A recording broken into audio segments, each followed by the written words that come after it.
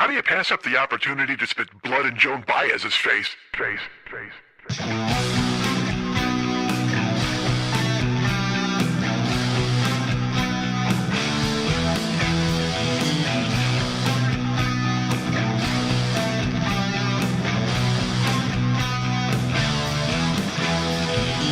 I've read Mark Twain. I've read Huckleberry Finn. I think I earned the right to go on the internet and see a guy get a chainsaw in the face. Dude, my dad was drunk and my mom was dealing with it. Guess what? I got raised by Cookie Monster. My cock looks like it's been in a hockey fleet. Time my stupidity. It's at the speed of goddamn light. I got a multiple clocks. Hey, what's happening, Mike Schmidt, 40-Year-Old Boy Podcast. Let me tell you right now, this episode doesn't count. This episode will not count against your yearly count of 52. You know, I do a year. This is year 11. And in year 11, there are 52 episodes. Well, I will tell you, this year there will be more than 52 episodes because this is going to be a different episode entirely. Not different episode. Well, first of all, hi to Twitch people who might be here because this is Throwback Thursday, Throwback Twitch Thursday. And we're going to put an older episode in here. And it is truly Thursday. I'm recording this Thursday, fucking morning/afternoon. Because, I don't know why. I wish I could tell you, man. I wish there was I could tell you there was a way I could climb out of my fucking grave and tell you what the fuck is wrong with my brain, but I don't know. I just don't fucking know. And you're tired of hearing it, and I don't blame you for being tired of hearing it because I'm just as tired of telling you about it. I'd love to be breezy. I'd love to just sit down and just fire off a whole bunch of bon mot. Like the last couple of weeks, I just opened up the microphone and started fucking talking. And this week, I did that thing where you tell yourself, hey, you're not good at that. I don't know why it happens. I've got to stop it. I've got to go ahead and put it out like a goddamn forest fire, but it starts raging in my brain. And also it's because I don't leave these four walls. I don't go out, but I do go out sometimes. And when I go out, you know what I feel? I feel so good when I go out, but yet I still dig in like a tick here in the apartment, and you don't care. You've heard me say it over and over, and people have been very nice. Our friend Jolene has reached out and explained, everybody's told me what they think is up, and I agree with a lot of them. And other people have said I should explore other things. Our buddy Fearful Jesuit, who I'm going to get to in a second, who honestly, I'll tell you this. All right, like I said, this podcast this week, it doesn't count against your yearly list. Year 11, this one is just an outlier. This is a amuse bouche, if you will. I hope to amuse your bouche. Have you brought your bouche? A tasty bouche? If you've brought your bouche, I will amuse it, and I will amuse it with this particular show because this is just a bonus show. And a bonus, usually a bonus is a good thing. This is not a good bonus. This is a terrible bonus. This is like, you know what? This is the bonus that fucking Chevy Chase got in National Lampoon's Christmas Vacation. Why did I say National Lampoon? See, I could have just said Christmas Vacation, and you would know exactly what I was talking about. And I had to throw National Lampoon in there. I can't even talk. I can't even fucking talk. Because I'm forcing myself to talk quickly, which is silly. I shouldn't force myself. Well, I don't force myself, and I talk quickly anyway. But I feel like I'm covering up silence and things like that. And you know what's funny? After that thing right there, I was like, I couldn't say National Lampoons. I now want to, and look, by the way, it's not National Lampoons. That's an apostrophe S. It's National Lampoon. Please don't think I'm dumb and I don't know the difference. But it was National Lampoon's Christmas Vacation. But a second ago, I tried to say National Lampoons. It's like when people say they add an S at the end of words that they shouldn't add an S at. I was going to think of a word, but now I can't. This whole thing's a whiff. But that's okay. It's a bonus episode. And by bonus, I mean extra. It's an extra episode. Let's go. That's the root. Bonus sounds like something you're happy to get. Extra episode just sounds like, you know what? This fucking came along. You know who I am? You ever go to a spa or buy things from a spa like soap? Or scrubby face stuff or anything like that. And then they're like, hey, man, we're going to throw in some extra samples, like bonus samples. And then you get them. And it's I can't explain to you how small the postage stamp size container of lube or whatever the fuck they send you is. Like, they're like, here, try our cucumber eye wash. And it is literally like an LSD tab. Like, who the fuck? There's no lotion. I can't put this on my eyes. How do I fucking know if it works or not? So that's what this show is. This is the tag along sample that comes with the big thing you ordered. Like the year 11 is you ordered that whole package, right? And year 11 just showed up and you're like, thank God it's here. It's like a Jack in the Box. You're like, ding, ding, and it pops out. And my head is there and it's lurking and it's beautiful. There's horns on Horn Boy. You love it. And then you left in the. You know what? I'm actually left in the box. You know what this episode is? I'll tell you this exactly. You know, I'm going to say it right now. This episode, when you order anything from Amazon, and I mean anything, I'm talking a pair of shoes. I'm talking a jar of spices. I'm talking a spatula. These are all things I've ordered from Amazon recently, which you could tell because they're fresh in my brain. I don't give a fuck if you ordered a Matchbox car or a fucking Cadillac. If you get it from Amazon, it's in a package, and it is surrounded by plastic bubbles. Like, I mean, you can order the smallest fucking thing, literally anything, a salt shaker, whatever the fuck, and it is wrapped, ensconced in huge plastic bubbles in the biggest box you could ever imagine. It's like, dudes, what a fucking waste. I mean, as if Amazon wasn't destroying the planet enough with all of their activities and non-union things and making people play video games at work. And did you see that? That's fucking true. Look, by the way, I have an Amazon link. You should go to MikeSchmickComedy.com and use it at all times because it keeps me afloat. And I love Jeff Bezos, and I certainly love Amazon. But at the same time, folks, I heard a story where they put up a fucking video game in the factories. This is totally true. And all of the workers are in the video game, and you're playing. Like, they time you, like they've turned your conveyor belt or whatever the fuck into a video game. So the faster you go, the more points you get, and you can turn in these points. Like, you're trying to beat your other coworkers. Like, yeah, man, this is totally awesome. Like, they made it into a fucking competition. And if you beat your coworkers, you get like Amazon bucks that you can spend at Amazon. So it's not even like you get a bonus or money. They don't give you any fucking money. You're playing so you can say, haha, I beat you today at shift, and you get 11 Amazon bucks. And can you think of anything more diabolically cruel than that? Can you think of anything more? Because I think I told you this, and it's funny to me that Amazon is just now doing it, or that it's just coming to light. I told you that Uber does that. You know, I mentioned to you guys that when I played Uber, played Uber. See, already, like, look at that. When I drive for Uber, it's a video game. Because they do that thing where you'll pull up at your house and it'll say, are you sure you want to go offline? You're only 4 rides away from having the most rides you've ever had. Like, that kind of thing. They try to, and it makes me laugh because it makes me think of the worst person I've ever known in my life. And this is completely true. The worst person I've ever known. You ever hear the Grinch song? You know, when Mex did the version of the Grinch song, you're a mean one, Mr. Schmidt. But that's his version. But you're a mean one, Mr. Grinch. You really are a heel. You're as cuddly as a cactus. You're as charming as an eel, Mr. Schmidt. I wouldn't touch you with a 39.5-foot pole. All right, well, that song supposedly is about the Grinch. But I'm here to tell you that song is about my boss at Load Media. He was truly the worst person I've ever met in my life. And just a bad guy. And he came from junk mail. That was where he came from. He was a young dude. And he had worked in junk mail forever. And his whole attitude was, it's the way I would look at... I guess pro wrestlers have this same attitude when they really look at everybody and take in who they are, and they think to themselves, you know, these guys, they look at the world as a mark to be fleeced. They look at the world as a dollar signs. How can I trick this guy out of his money? All those P.T. Barnum fucking covered wagon and snake oil dudes from the Old West, all that fucking bullshit. Anybody who comes to town, any preacher on a soapbox, any of these televangelist cocksuckers who look at you and they think, oh, you know what? How do I get money out of this motherfucker? That's what Morgan was like at Load. He was the worst person I've ever met in my life. Just a terrible, terrible guy. He thought, I told you, he would pit everybody. I can't imagine that he didn't become an MRU guy or MRA guy or a pickup artist guy. PUA, that's what I was thinking of. PUA, MRA, men's rights, pickup artists, all those motherfuckers. I'm sure he's a Trump guy.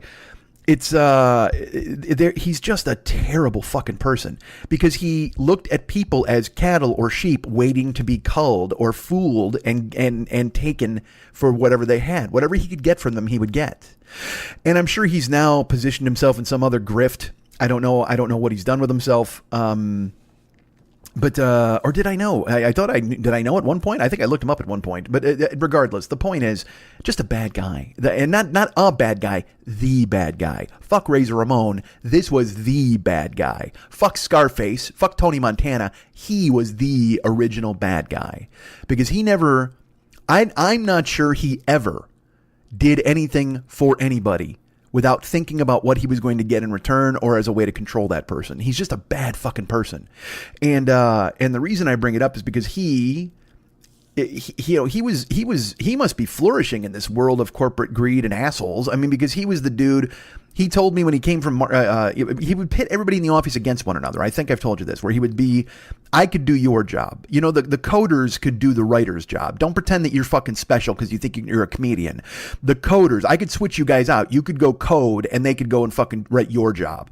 He would do that to try to make you feel like you weren't important. And it was also a way to make sure he didn't have to pay you what you thought you had to be paid. It was just fucking terrible. And I feel bad for his assistant, Matt. Matt was the guy that I actually kind of got along with. Matt did what Morgan told him to do, but you could tell Matt was kind of had his crisis of conscience, whatever the fuck, consciential crises, whatever the fuck you want to say. I think Matt had grown up with Morgan and they had come out here together. But anyway, they worked in this they came from direct mail. And I've talked about this before, the fucking penny saver and all that bullshit. And he taught me the phrase, fear of loss of gain. So instead of saying to somebody, fuck, man, you're going to lose all your money. It's, if you don't get involved, everyone's going to get rich. And what are you going to do? Like they spin it that way as a way to get your money. Like, hey, don't you realize that everybody around you is getting rich? Don't you want to be one of the rich ones? And fear of loss of gain will make people part with their money a lot more than the threat of taking their money away from them or telling them they're going to lose. If you tell them they're not going to win, hold on, something just pinged. I apologize for that. What if that was Morgan? He's hacking into the broadcast. Holy shit, what's happening? Like if you tell somebody they're going to lose, they'll be frustrated. But if you tell someone everyone else is going to win except them, then they will do their best to try to keep up. Fear of loss of gain. And that's what all of this marketing is at Uber and all this marketing is at Amazon. If you go to Amazon, like I said, if they literally have a video game, what if you went to your office tomorrow or wherever the fuck you work? What if you went to your Jolene? What if you were sticking pins in somebody?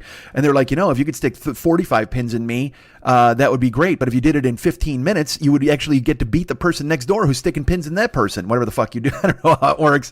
With maybe acupuncture was not the best choice. Or doctors. I guess you can't really make a doctor. Hey, if you cure me faster than this, whatever the fuck. If you went to your job tomorrow, say you have a job, a generic job, just any job that you got. Who can I think of? I can think of, I don't want to start name checking people I know who have jobs. But anyway, if somebody went to your office and they said, hey, look, you're doing fine with your paperwork, but if you could somehow turn in 10 reports before the guy next door to you turns in 10 reports, you'll win cake during your break, like a fucking sheet cake or whatever the fuck. And just cheap incentives and bullshit to get people to go, oh yeah, I better hustle, because it's an easy way to not to give you money. I've talked about this before, dude. Can you tell where my head is at? This is where I'm at today, and I don't mean to be here. And this is why we're talking Thursday instead of Wednesday. Should I even go into this? I don't even know if I have to. It's not even about me. It's just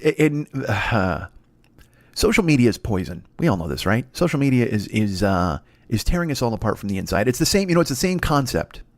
You go to Instagram and you see everybody having this wonderful life and they're doing these beautiful things and everybody thinks they've got to try to keep up. Fear of loss of gain. That phrase has echoed in my fucking head since he said it. And now it's kind of the baseline of all social media. You see, keeping up with the Joneses or fear of loss of gain. Like if you see everybody having good things happen, you're thinking to yourself, well, fuck, what can I do to get good things? I've got to do whatever I can. Look at their fucking amazing life on Facebook or Instagram. And Facebook doesn't even count anymore because Facebook is now they've just become a television station, but with all these fucking little tiny sound bites of videos. Dude, let me tell you something. If I have to see videos from 10 years ago ever again, I don't understand why I go to Facebook and everybody's like, look, I love Mitch Hedberg, and I shared one of his things to my fan club page, but because I did that, all I get now every day is clips of Mitch Hedberg in my TV feed on Facebook, and it's just because they think they hooked you in, and that's the way you'll watch, and that's the way you'll see stuff. The worst is when they'll be like, this comedian epically destroyed a heckler, and you're just like, no, he really didn't. I mean, that happens in clubs every night all over the fucking universe. But just because somebody had a camera, you go ahead and put it up there, and then you put the words epically, and people watch it, and it gets 1 million views, and then you're like, what the fuck is going on? Why? Who? Why? And then guess what? That's what I say to myself. Well, then nobody wants to see me do a video and nobody wants to hear me talk. And I know it's fucking dumb. I know. Please stop. Shh. Don't yell at me. Again, this is a bonus episode, folks. We don't have to worry about that. But it's one of those episodes where I'm just fucking gnashing my teeth and rending garments. And I don't know what the fuck to do. And I don't mean to be that guy. This happened yesterday during the NBA Finals game. You might have seen this. All right. And bear with me because I'm going to try to make this work. Kyle Lowry is a player for the Toronto Raptors. And again, I'm getting to a point about social media. I promise you this. Kyle Lowry is a player for the Toronto Raptors, and he's playing the Golden State Warriors in the NBA Finals. And yesterday, he dove into the stands to get a ball. Like there was a ball that was going out of bounds, and he tried to save it. So he dove into the stands, and he crashed into a bunch of people. Okay? So he lands on a bunch of people. And there's a guy there in like a fucking golf shirt, polo shirt, I don't know, rich people shirt, whatever the fuck. And he's a white guy, old guy, gray hair. And Kyle Lowry lands in the stands, and he's kind of there, and he's kind of extricating himself from the stands. And this fucking dude shoves him. Like, just takes his left hand and kind of shoves him twice. Like, hey, get the fuck out of here. Like, and I guess he talked shit to him. He swore at him, too. Because Kyle Lowry immediately looks at him, and he's like, what the fuck are you doing, man? Like, you can't put your fucking hands on me. Like, he didn't say all this, but I'm just saying, you can see the look in his face. And he starts calling the refs over. He's like, dude, what the fuck? Like, this guy can't. Because I guess he swore at him, he called him names, and he pushed him a couple of times, okay? And it was fucked. It was not a good look. It was terrible. It was fucking stupid. And I could talk forever about athletes because everybody thinks that because athletes make millions of dollars that they can be shit on at all times and nobody can fucking say anything about it. But that's going to get to what I'm talking about here in the abstract, because today is Thursday. And I saw the clip of the guy shoving him and all this kind of stuff. And I was pissed. I'm just like, man, this is just fucking, this is how stupid it is. This is the problem. People think they can just do shit and get away with it. And if you want to get to a larger picture, old white guys think they can do anything they want and get away with it. I mean, I just read about a straight parade. Did you hear about this? A straight pride parade? And I laughed out loud. I'm like, dude, what the fuck? And I'm not even outraged about it. I just think, all right, cool, dude, go ahead and do it. This is the thing that makes me mad. Is like, everybody's like, oh my God, I can't have a straight pride parade. It's fucking ridiculous. Well, yes, it is ridiculous. Let them fucking do it and ignore it. Live your fucking life. Who the fuck cares? But social media, everybody has to get their claws in. Everybody has to say something about it. And everybody has to go ahead and fucking broadcast, I hate the straight pride parades. Then everybody goes, that's brave. That's very brave. It's not brave. It's stupid. It's okay to hate stupid things. You can make fun of it. Like, whenever I see anybody be mean online, I just literally want someone to just go, ha ha ha, dummy. Like, literally just laugh in their face. Or anybody who's even arguing about anything. Like, I just got a thing, I'm on a casting list. It's not, it's nothing big. You could be on it. I mean, I'm not pretending like I'm an actor. It's just this thing where LA Casting or Casting Frontier, you can sign up. And then if you put up your headshots, you will get emails telling you what roles are available. And I've received one audition in 3 years from these fucking things. Because again, with no agent, you never get fucking called. So sure enough, man, yesterday I get a notice, and it said looking for a Donald Trump impersonator for a comedy sketch. And I literally I said out loud, I read it and I went, nope. You know why? Because, you don't need a Donald Trump impersonator. There's no point. Also, that is not a comedy sketch. If you have a Donald Trump impersonator, I guarantee you're not doing a comedy sketch. You're doing your version of politics or whatever the fuck you think you're doing, and it's pointless and foolish, and everybody is so dug in on either fucking side that you're just pandering at that fucking point. There's no reason.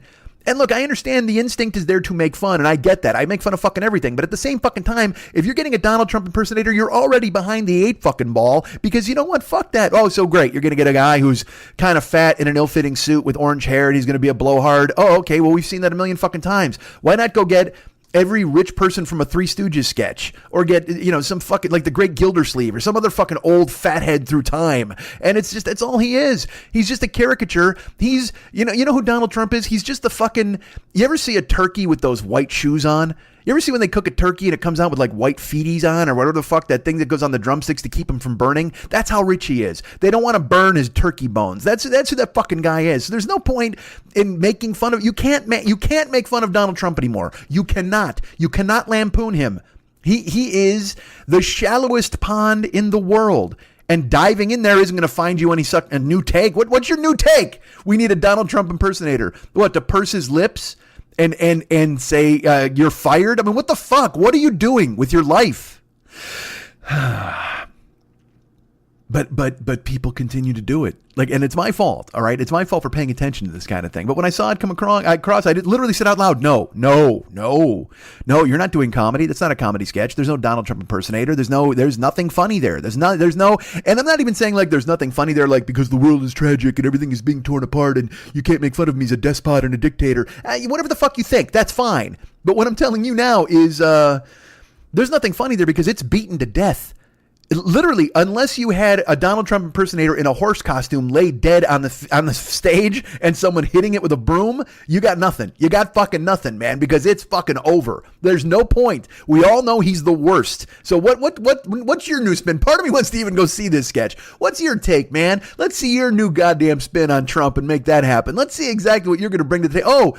Oh, wait a second. Hold on. You think he's rich and out of touch and he doesn't like foreigners? He might be a racist? Oh, hold on. Tell me more. Oh, how rich, how devilish. Why, I wish I could grow a curly mustache so I could twist it right now at your devastating repartee about our fearless leader, Drumpf. Oh, did you call him Drumpf? Oh, look at you. Oh, how foolish of me to think you didn't have a new spin. You called him Drumpf. Well, you've put him in his place. Har har. That's what I say to you, friend. Har har. Hardy har har. Look at you challenging norms by taking on our grand exalted leader. Oh, why, I couldn't think you had it in you. How dare you? How sharp your teeth are. How sharp your claws are. Oh, look at you tearing apart society by going after our president. What's next? Would you go after the Congress? Oh, no, please don't. Oh, I don't know if my funny bone could take it. It is already burned black by the heat and intensity of your take. Oh, wait a second. Perhaps a white booty should go on my funny bone to keep it from burning even further as you take on Trump and the Congress with your bare fists. Oh, and your poison pen. Oh, they never saw you coming as you savaged them and left them laying in a pile of dollar signs. Oh, you are, may I say, you are too much, my friend. Get the fuck out. Jesus Christ.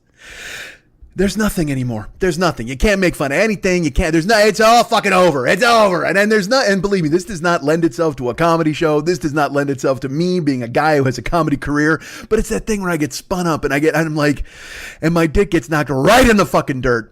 Because I'm like, well, dude, you do this. You're funny, and you try to be funny, and you try to lampoon shit. And then I'm like, fuck, I'm just as bad. I'm just as bad, but I'm not just as bad. But I think I'm just as bad sometimes, but I also think I'm great. I'm fucking crazy. I don't even know how to tell you this. I'm right-handed, so I have to keep that hand free. But now, literally, if you ever saw me consistently at all times, every moment of the day, unless I'm sleeping or showering, my left hand is turning against the side of my head in a crazy person sign. Like, cuckoo, cuckoo, just to prove that I am crazy. I am nuts. I can't stop. Fuck! Yeah! All right.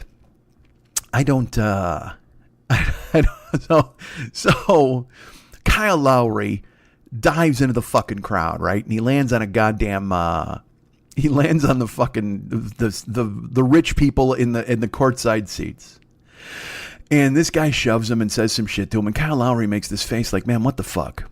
And he points at him, and the refs actually talk to the guy. And then finally they threw him out of the game. And the best part is him walking out of the game in his khakis and his fucking powder blue golf shirt with his gray perfect hair. And he fucking walks out. And then today we find out that this motherfucker.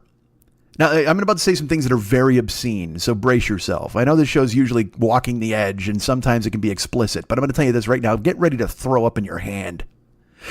This fucking guy, it turns out the dude, the white dude who shoved Kyle Lowry when he went into the stands, his name is Mark, which of course it is. And I don't mean to be mean to Mark Young or any of my friends, but it turns out that he is, he's no ordinary fan because he's in the fucking courtside seats. He's a minority owner of the Warriors, which, by the way, that phrase alone brings a whole lot of shit to the table, especially in the NBA. And he's a minority owner of the Warriors, but even better, get this. He's a Harvard educated billionaire. And he's shoving a point guard. Do you know why? Do you know why he's doing that? Because the rich can do whatever the fuck they want to do in this country and nothing bad will ever happen to them. You ever feel that? You ever have that course through your veins? You ever get that poison infesting into your blood and think to yourself, you know what? We live in a fucking oligarchy and there's nothing we can goddamn do about it. But here, brace yourself. You want to hear about the really obscene thing? This guy apparently is worth $2.6 billion. $2.6 billion. Right now in my bank account, I have $2,600. I think is that 1/100 millionth? I'm worth 1/100 millionth what this guy who shoved Kyle Lowry is worth. And look, he's probably worked hard in his life. I'm not going to go ahead and take that away from the guy. He's certainly done harder work than I have, as I hide in my apartment and pretend I should do a show. But $2.6 billion, that's the kind, you know what that kind of money is? That's fuck you money, but not just fuck you money. That's fuck Kyle Lowry money. That's what that is. I can do whatever the fuck I want. I can shove a point guard if he jumps into the fucking stands, and I can do it. And I own part of this team, motherfucker. That's the entitlement built into that kind of money. But here's the obscene part. Here's the really obscene part. Look, 2.6 billion sounds obscene. Because again, you could just swing your dick around on a fucking street corner if you got $2.6 billion and laugh when they came to get you. And I got news for you. By the way, if you're a 2.6 billionaire and you just start swinging your dick around, you know what they're going to do? They're going to show up and they're going to calmly ask you to put your dick away. Nobody's going to tase you. Nobody's going to tackle you. Nobody's going to drag you off to fucking dick swinging prison. They're going to fucking look at you and go, hey, excuse me, pardon me, sir. If there's a chance that you could put your really rich foreskin back into your fucking exquisitely tailored pants, that would be fucking fantastic. Could you do us a favor? Could you, and it is a favor, please. I understand we wear badges and we carry guns, but we know who runs this fucking joint. So let us say to you, sir, please, could you take your unbelievably valuable tallywhacker and tuck it back into your khakis? Could you do that for us, please? You're offending the homeless. Not that we give a fuck, but you know, it's just, we got to keep up appearances at this fucking point.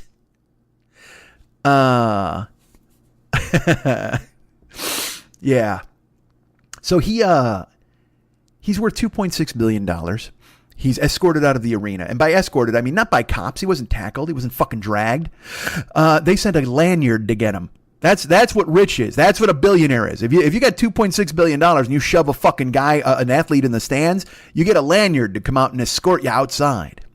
So they sent a lanyard to grab him. And look, I don't even know if they threw him out of the building. They probably took him to a fucking luxury suite and let him watch the rest of the fucking game. Because you know why? He owns part of the fucking team. $2.6 billion. He could be like, hey, excuse me, I actually own the W in Warriors. So if you're going to throw me out of the building, they need to change out of these jerseys right now and just be the Warriors for the rest of the goddamn game. I'm taking my W and getting the fuck out of here. So they drag him out. And by drag him out, I mean, they come out and they say, please, sir, would you come with us? And he says, no, I'm rich. I'm waiting for food and money. And then they're like, no, please, sir, come with us.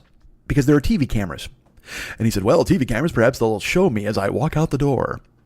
And he pads out in his fucking orthopedic shoes and his fucking khakis.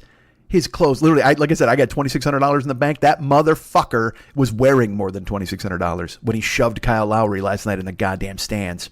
So this motherfucker gets, they come to get him. They're like, the lanyard's like, please, sir, would you come with us? And they go ahead and they walk out of the stadium, or walk out, at least, like I said, I don't think they left the stadium. I'm guaranteeing they took him to a fucking luxury suite and he watched the rest of the game from in there. They're like, let's get you out of the sight lines of the fucking cameras here so nobody fucking loses their mind.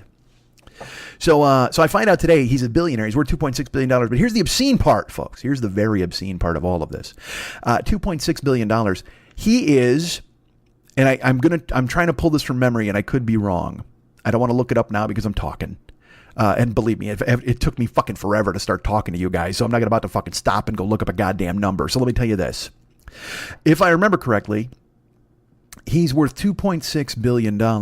He is the 962nd richest person in the world. Might be in the United States, but I think it's the world. 2.6 billion. Again, like I said, I get $2,600 in the bank and whatever the fuck. That's my problem. I chose a different path. But you're telling me that guy has multiple billions of dollars and he's barely cracked the top 1,000 rich people in the fucking world, in the country, wherever the fuck. That's obscene. That's just obscene. And look, I'm not saying to fucking eat the rich. I'm just saying that we need to eat the fucking rich. All right? I don't, I've grown up in a world where they've convinced us that we need to do everything we can to protect the rich people because we might be rich someday too. That was always the thing. And I held out for that in my brain, literally, because I would think to myself, and I wasn't even protecting the rich, but I did have the dream that eventually I would be wealthy, because I was like, all right, I'm going to go into the entertainment industry. I could be an actor. I could be famous. I could do these things. Like, those things did cross my mind, and I did think about them. I can't say they were goals, but I always did want to be able to make money being who I was and doing what I wanted.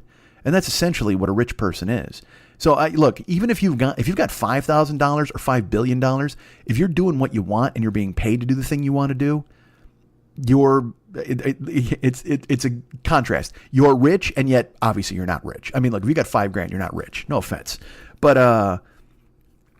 if you're happy and doing the thing you want to do, and you're earning while doing the thing you want to do, then you're rich. You might as well be rich. Like I thought of it yesterday. Like I saw a thing yesterday where it said, The minimum wage in California is like $13.50, I think. And they said anybody who is making that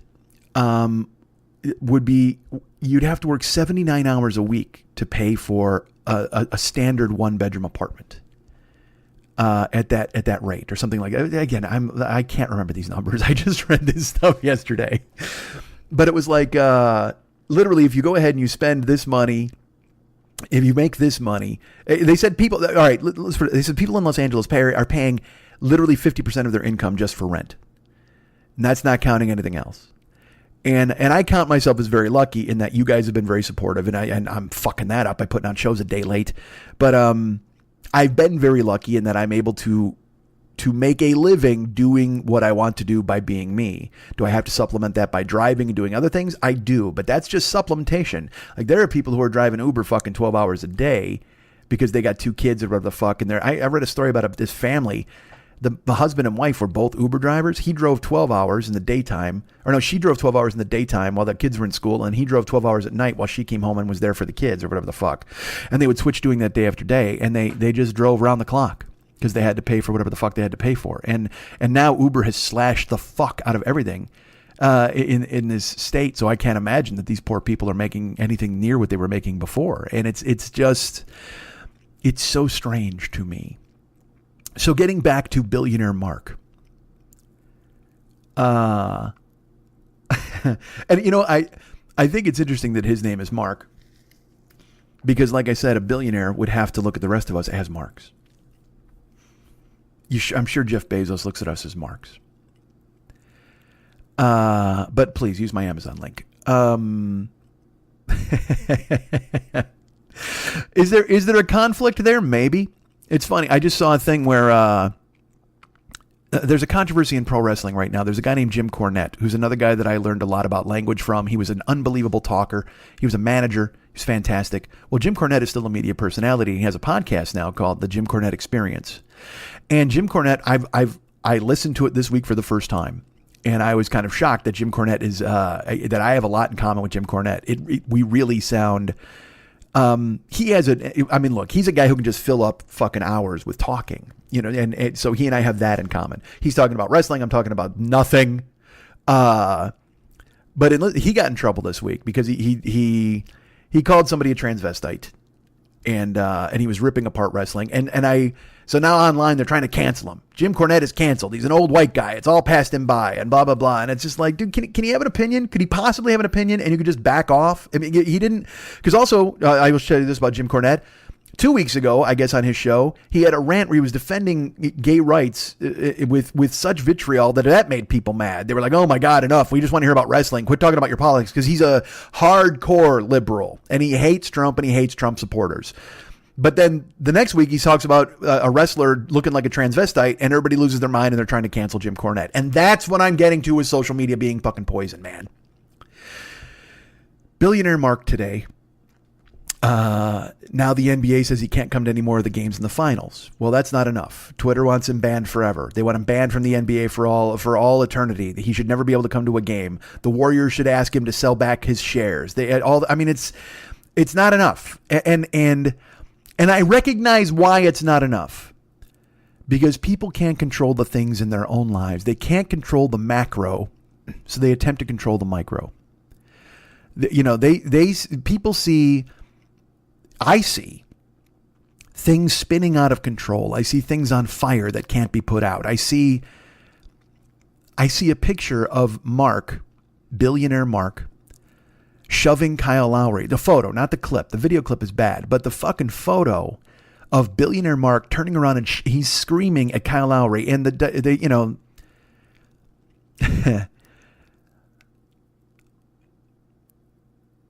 the dichotomy of seeing because at the time, look, even if you don't know he's billionaire Mark, you know that's Kyle Lowry, and he's there. That's Kyle Lowry's job. He's playing basketball. Whether you think it's a job or it isn't, it's his job. And he winds up going into the stands, and he gets shoved twice by a guy who then yells obscenities in his face. Well, the photograph of it is of a black man kind of recoiling and looking as a white man sits and yells at him. And it just looks like a thumbnail, like a microcosm of, because I'll tell you what, when you see it, it looks like all of the problems we could discuss in the world. You know, I think religion and racism, all of these things, they all, everything dovetails into intolerance, whatever the fuck. I don't know. My brain is scrambled, and I'm sure I'm losing you, and I don't mean to. I really don't. But to see a seated white guy dressed in fancy clothes or rich clothes or leisure clothes, I guess you would even say, yelling at a black man at his job, whether that black man makes millions, is just, it's just not a good look, man. It just, even the photograph, it just looks terrible. And I know I'm probably adding more import to it than I should. But then if you look at it and you find out that that's a billionaire who's yelling at a black dude who's just doing his job, whether it's basketball or whatever the fuck, a guy who feels so entitled that he can shove a player from the opposite team a couple of times and then yell obscenities in his face. That's, you know, if you can extrapolate it even more. You can say that Kyle Lowry is us. And that billionaire Mark is social media, and it's just shoving you and provoking you and yelling in your face and daring you to do something about it when all you're trying to do is your job. Now, I haven't thought this out. This is all on the fly. So please know that these aren't maybe cogent points. But I know when I heard the story and I know when I saw the photograph, it made me feel a certain way. And it just poured gasoline on the fires that I have, that social media is going to be the downfall of everybody. Besides the climate change and the planet and the water wars and everything else that's coming. But just for discourse, just for world relations. I mean, just the fact that everybody thinks they've got to buy that vest because everybody else has that vest, or the fact that, I mean, the world has become a giant high school. And you know it, and I know it. We all fucking know it. And everybody's trying to keep. And look, in high school, there were nerds. There were guys who sat by themselves at lunch. And then in high school, there were the rich and popular kids. And I mean, and there were people who wanted to be them. And there were people who seethed and were angry at them. And that's what the fucking, it's so. I said last week that nostalgia was running the country and running the world, and nostalgia and pussy. And also, you know, it's. I guess that can be applied as well when I say that the world is a high school. It's just, and the world is haves and have nots, and the world is billionaires and guys just trying to do their job. And it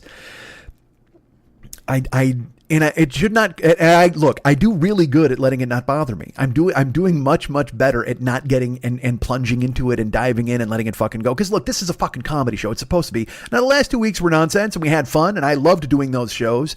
And, I just opened the mic and I started talking, and that's what I've done today too. Except yesterday I should have done it, but I kept putting it off because I was just, whatever the fuck, you don't care. Nobody cares.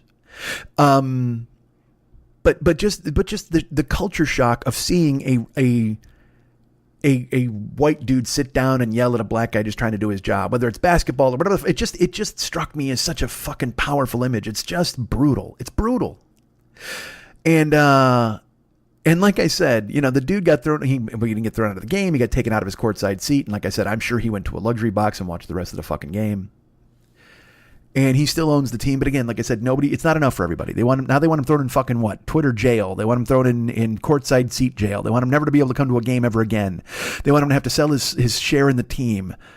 And look, I'm not on that guy's side. Fuck that guy, quite frankly. I mean, I told you, I don't like fans at all who throw shit or yell or any of that stuff anyway. I go to a game now and people are, you know, and I used to be bad. I used to heckle all the fucking time when I was a kid.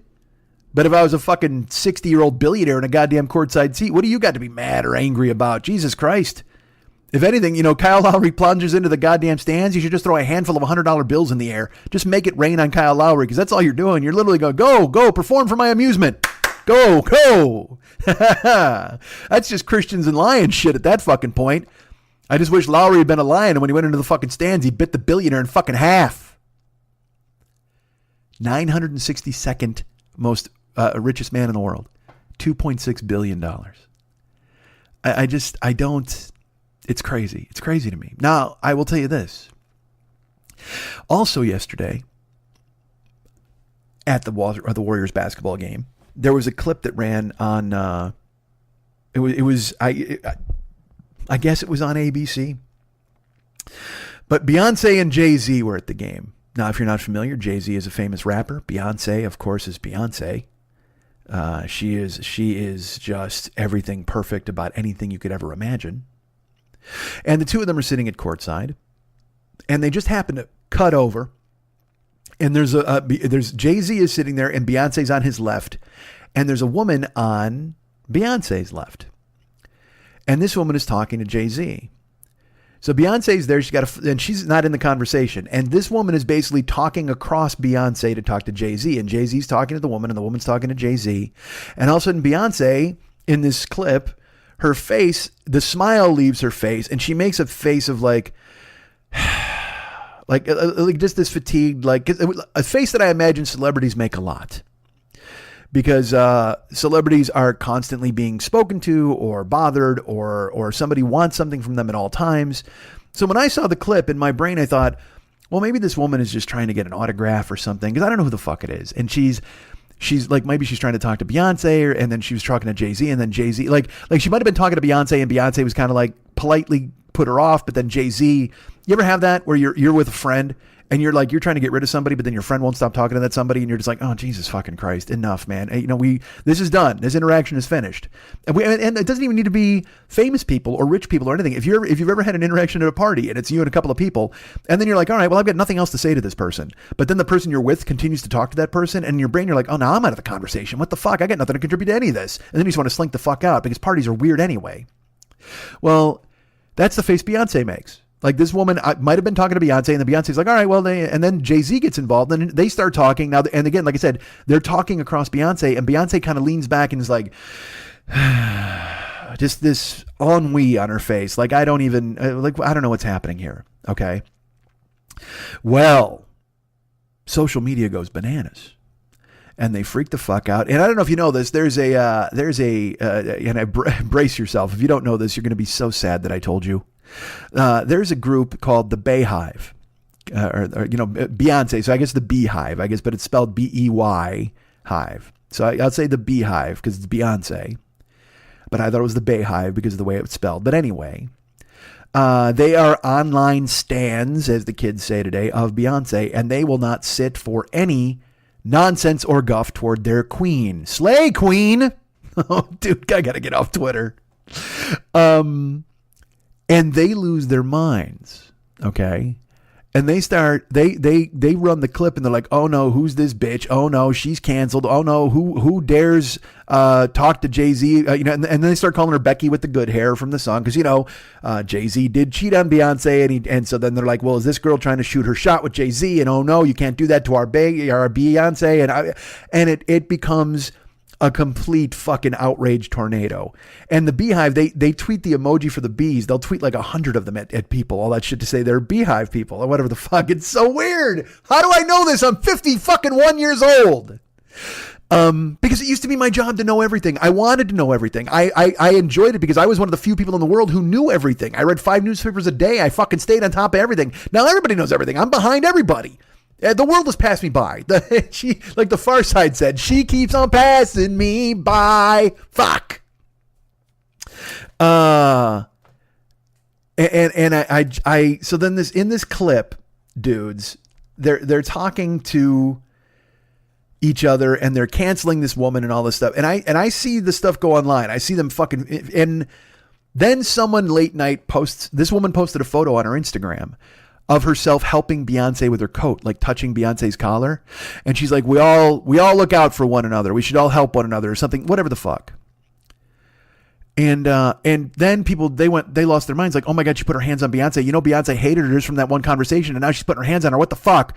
And they all go crazy and they attack this woman. So that all happened last night. Okay. And look, I went to this woman's Instagram because I wanted to see that photo, and she's only got like 4,000 followers or something like that. Her name is Warrior Nicole. So obviously she's a big Warrior fan, but also she's in a courtside seat. And also she's wearing the most ridiculous outfit you've ever seen in your life. She's wearing like Gene Simmons dragon boots and a really short skirt, and she's got this pin straight, whatever the fuck. And I'm not going to cast aspersions. I'm going to look at dope half the time anyway. But she, you know what she's wearing? She's wearing exactly what you would think a gaudy rich person would wear at courtside seats. Either that or fucking the golf uniform of billionaire Mark. So sure enough, man, I looked at this Warrior and I start looking at her other stuff on Instagram, and I look at all of her photos, and she's obviously rich. She's got a photo next to a guy with 3 Warriors championship rings. So I don't know if he's an investor or who the fuck it is. This is all last night, by the way. I don't know. I know nothing about this chick. And I'm just like, all right, well, because this is the thing. Fans can get famous. All right. There is, especially, you know, hot women fans, if they want to. There's a woman in Milwaukee named Front Row Amy. She literally sits behind the plate. She's got huge tits and she wears low cut shirts. So every time you watch a Brewers game, there's Front Row Amy right in the front row behind the plate. And she's on TV, you know, 150 times a year, whatever the fuck, how many Brewers games they televise. And you can see her. She's got the fucking plunging neckline. When they made the fucking playoffs last year, you could see her. She's wearing, and she made a fucking complete social media job out of it. She's on Instagram at Front Row Amy. She's on Twitter at Front Row Amy. And it's just her in bikinis and her fucking big tits. And good for her. You know what? If you got something, work it. I got one dimple. I got 2 dimples, but I got one that I work incessantly because when you got one thing, you use it. I got a mouth. As I've said, from the fucking chest up, you'll never forget me. From the chest down, no great shakes. So you know what? I do everything I can to keep every selfie from the shoulders up. And you know, people don't seem to fucking understand that shit, man. Look, the rest of me is a fucking nightmare. Nobody wants to see me. You know who I am? I'm from the chest up. I'm fucking, I'm hedonism. From the chest down, I'm Chernobyl. Get the fuck out of here, man. Nobody wants to see a fucking full-size selfie of me. Nobody wants a full body shot of me. I've done unbelievable damage to me physically that nobody needs to see photographed. I'll tell you about it. I can describe it in fucking detail. So if I say take a photo, again, literally from the chest up, I got great shoulders. I got a fucking great jaw. I can talk your ass off.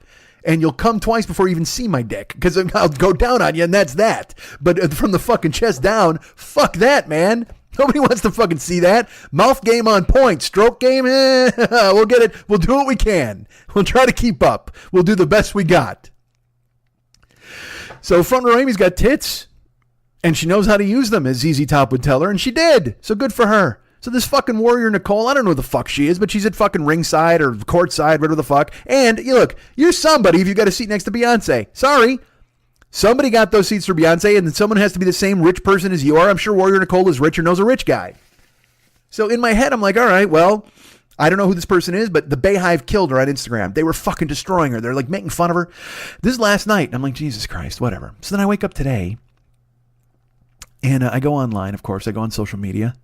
And dudes, fucking unbelievably, I find out that Warrior Nicole is she's the wife of the owner of the Warriors, Joe Lacob. Or is it Low Jacob? No, it's Joe Lacob. And he owns the Warriors, and that's his wife. And it's funny then I think about all of her dragon boots and her bullshit goofy ass shoes and all of her feet selfies. And I'm just like, of course she is. She's a lady who lunches and she takes photos of her feet, literally. Because if you go to her Instagram, it's all photos of her feet.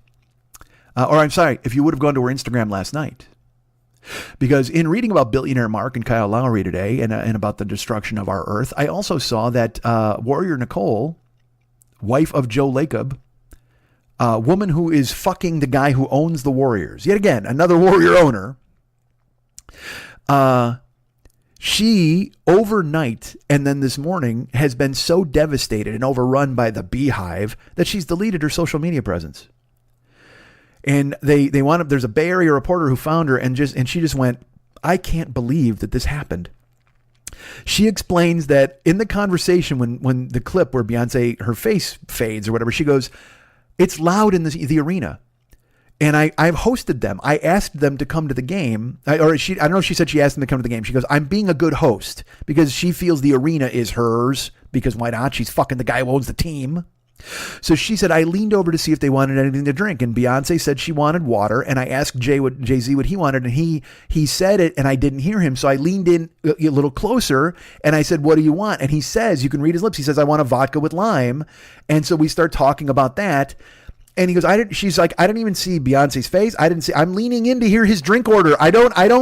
Nobody's shooting a shot. Nobody's doing anything. I'm literally just talking to him. And I already talked to her, but they didn't get that on video. I asked her what she wanted to drink. What the fuck? And she gets destroyed overnight. She's like, she goes, I can't believe that anyone goes through this kind of abuse. I can't believe our players go through this kind of abuse. I can't believe that anyone is subjected to this by people who have no idea what's going on. They see 5 seconds and they form an opinion. And I'm leaving. Like she's left social media because she's like, I can't understand how your life can be ruined in 5 seconds. And that's the fucking problem, man. That's the problem. Don't ever let your worst 5 seconds ever be on television, or don't let a benign 5 seconds be on television. That's the thing. It's like people will say, don't let your worst 5 seconds be caught. And that's billionaire Mark shoving Kyle Lowry. But what if you're just asking Jay-Z what he wants to drink and it looks like Beyonce makes a sad face? That's enough for you fucking people to go after this person overnight and fucking destroy her and make her cancel her fucking social media. Now, look, I'm also going to get to this. She's fine. You know what? If anything, why the fuck are you on social media anyway when you're a billionaire? I don't know if billionaire Mark has social media, but he shouldn't. He's like $2.6 billion. If you got $2.6 billion, you don't need Twitter. You don't need Facebook. You don't need fucking Instagram. What are you going to put on Instagram? Photos of your cool shoes like Warrior Nicole? You're fucking the Warriors owner, for fuck's sake. Jesus Christ. There's no reason for you to prove anything with your fancy shoes. Everybody knows you got fancy shoes. You're fucking the Warriors owner. Literally, if you want to do something, post pictures of your fancy shoes on his shoulders. That's it. Because then and they see his face and they go, oh, okay, well, that's who you are. You're fucking that guy. And I'm not belittling her as a person. I'm just saying there's no reason for you to have any sort of social media if you're a billionaire. I mean, I guess you can, but then you're going to get fucking savaged because billionaires should be fucking attacked at all times. That's what people think. And I think so somewhat, but I don't know. I don't know what to fucking say. I'm talking in fucking circles. God damn it. I have no opinions that matter. Right? Oh, dudes. So she cancels all of her social media. Now but hear me out on this. If I'm mad at billionaire Mark, okay, and everybody's mad at billionaire Mark because he shoved Kyle Lowry, and then everybody's mad at Warrior Nicole because she's talking to Beyonce and Jay-Z, and everybody's like, you can't do that to Beyonce, and they all stand Beyonce, they all love Beyonce, and that's fucking great. I love Beyonce. I love Jay-Z. The Black Album is fucking ridiculous. He's probably the greatest rapper in the modern era. No doubt. Not even probably. No doubt. Depends on what kind of style you like. Because Snoop's up there because his style was incredibly unique. Jay-Z was unique. And Snoop, unique. These are guys that that they're the fucking Rolling Stones and the Who of rap. I mean, they're fucking incredible. You hear them and you don't ever hear anybody else in them. And don't give me your Howlin' Wolf bullshit. I don't want to fucking hear that. Don't give me your Dave Clark 5 nonsense. Fuck that, man. But Jay-Z is probably worth $500 million. And if not Jay-Z alone, Jay-Z and Beyonce are certainly worth combined $500 million. So why are you standing those billionaires or millionaires or multimillionaires and canceling the other billionaires?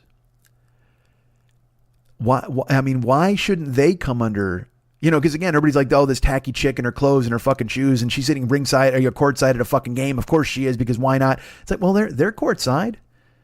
They're rich. Why do we pick and choose? I mean, if you're going to, and that's the problem. You can't be like, well, eat the rich. Oh, but not those rich. Just like you can't be saying that all homeless people are lazy and fucking monsters and need to be cleared off the fucking street. Because you know what? People are befallen by circumstance. Terrible things fucking happen to people. They're mentally ill. They lose a job. It can spiral out of fucking control. Like I said, here in LA, you're paying almost 50% for your fucking rent at a minimum wage job. And if you lose that fucking job, who the fuck knows what people are going to do to survive? That's why you got 8 people living in an apartment. 8 people living in a goddamn fucking 1-bedroom, 2-bedroom apartment because they're just trying to stay afloat. And then people come out here because they're chasing dreams and whatever the fuck else. And then they wind up fucking falling into it and just everything goes to hell. And I don't even know what the fuck I'm talking about anymore. I really don't. I don't. I recognize that. I recognize that this was a waste of your time this week. And I don't mean for it to be that. And I'm glad you hung in there. And I'm not looking for attaboys. And I'm looking for, oh, Mike, it's never a waste of time. Look, I hold myself to a fucking standard, man. And I should get the show out on Thursday fucking morning. And I shouldn't be goddamn late. And I don't, there was no point to this. There was no point. I understand it was just more of a venting my spleen at everybody, and that worked, and it's done, and there you go. And now you consumed that. And social media is death. So this woman who's fucking the Warriors owner, I shouldn't even say that. She's his wife, for fuck's sake. She's off social media. She's like, fuck it. I can't get attacked by people. Billionaire Mark is like I said, being dragged and savaged, and everybody thinks he should give up all of his money and he should lose all of his cash. And I don't know what to do. And there's nothing I can do. I try to live my life and be fine. I try to just be okay, and everything's okay. You're okay. I'm okay. We're all okay. Yes? Let's be okay together, and let's try to get a show out on time next week. Can we do that? Motherfuckers, I blame you. I don't blame you at all. I blame social media, and I blame me for diving into it and staying not the same. I just want to read books and travel and go see people and go see you lovely people. I'm going to fucking Cincinnati. I want to go to fucking all over the place. I want to go everywhere and explore and see people and play games and have fun and do shows. I just want to talk and be funny. Wouldn't it be great if we could just fucking talk and be funny one week? Although I was funny last week and I was funny the week before that. So, fuck you if you're holding me to a weird ass standard this week. God damn it. This week, everything went to hell. That's going to happen sometimes, apparently, as I get older and spiral off the fucking planet.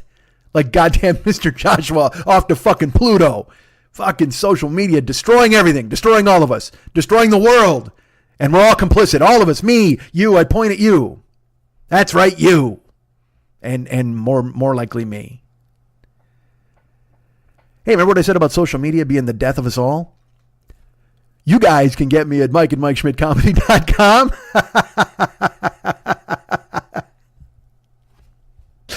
You guys can be my friend at facebook.com/the40year-old-boy. You can follow me at twitter.com/the40year-old-boy. I'm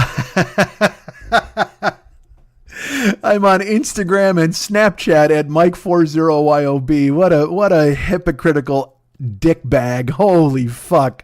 What a cocksmoker. Nice one. I'm on Twitch. I'm on YouTube. I'm a thief. I'm a liar. I'm a bitch. I'm a whatever the fuck. Jesus Christ. I'm a blue movie. I'm a bitch. I'm a slut. Am I bi? Am I a little girl? And we make love together. You can get Terry Nunn at. Hey, so anyway, I'm at facebook.com/the40year-old-boy. You can follow me at twitter.com/the40year-old-boy. I'm at Instagram and Snapchat at Mike40YOB. I'm there. Find me there. Our friend Ryan Dirks, you can find him. He's the web dude for this show. I got to contact him, actually. I got stuff for him to do. If he's interested, he might not be interested. Who knows? You can find him at facebook.com/Ryan Dirks. Go ahead and find him there, please. He's the best and one of the coolest guys you'll ever meet.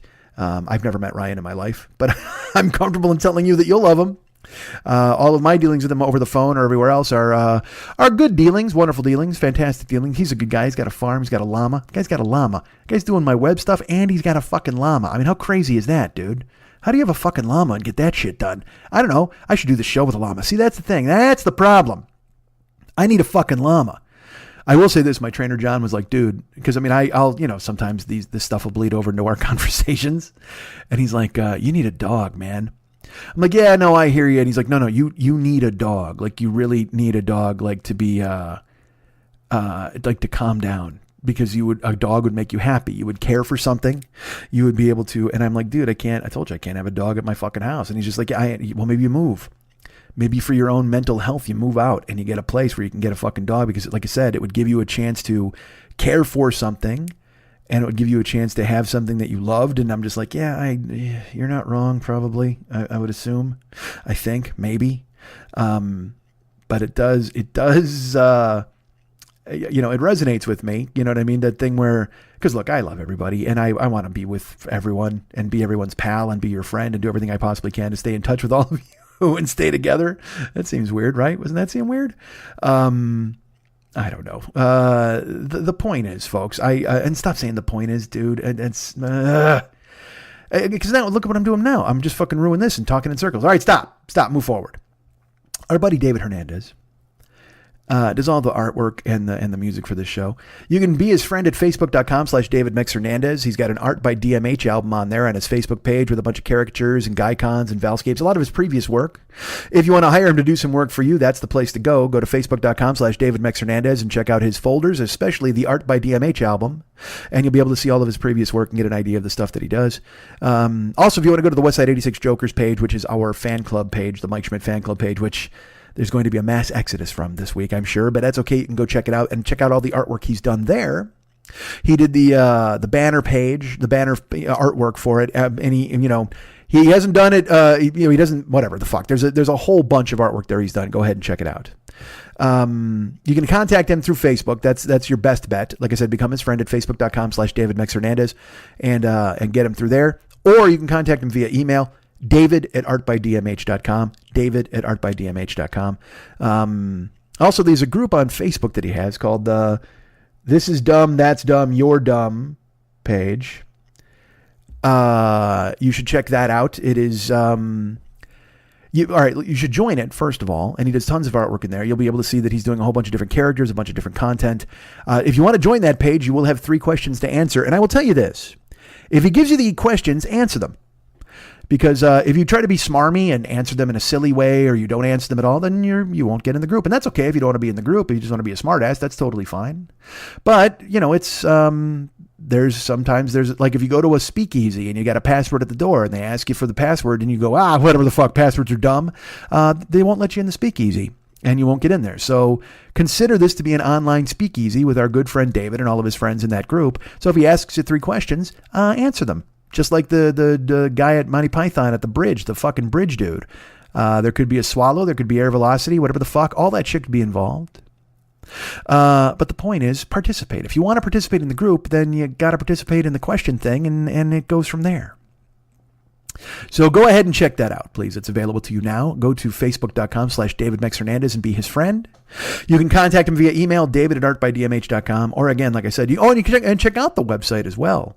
Because there's the This Is Dumb group. All the stuff is done mainly on Facebook. The This Is Dumb group, and then facebook.com/DavidMexHernandez. But also go check out his website because he's got his advertising and stuff, work there, and developmental stuff. It depends on what you're looking for art-wise. If you're looking for more character work, or caricature work, that's the Facebook stuff. If you want more business type oriented stuff, you want to go to the website. That's artbydmh.com. So Facebook.com/DavidMexHernandez, or no, Facebook.com/DavidMexHernandez, or go to artbydmh.com. Artwork at both artbydmh.com.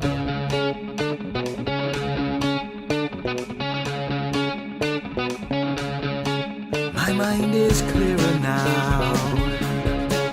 At last, all too well, I can see where we all soon will be.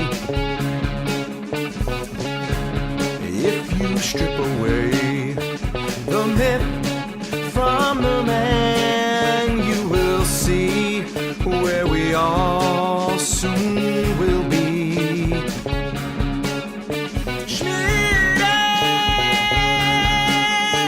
You started to believe the things they say of you. You really do believe this fame is overdue. And all the work you've done will soon get swept away. You've begun to matter more than the things you say.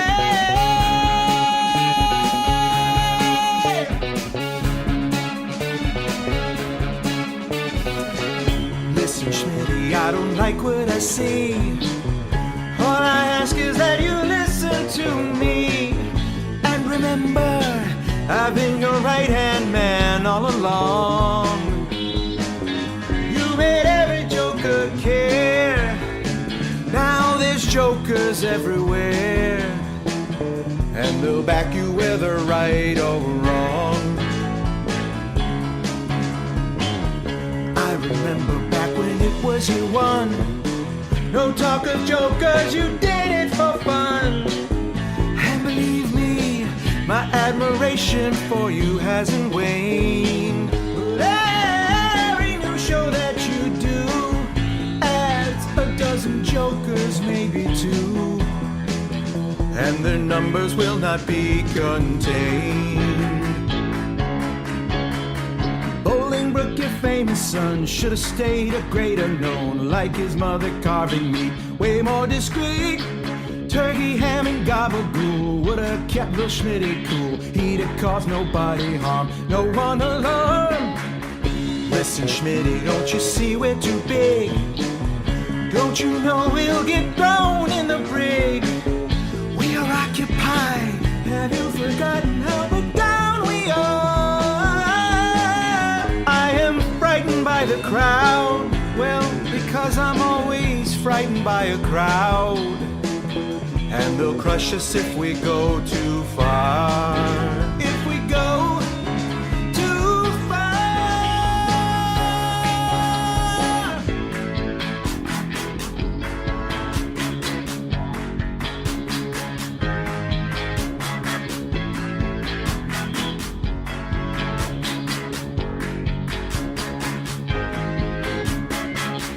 Listen, Schmitty, to this warning I say, please remember that your crack party's gay.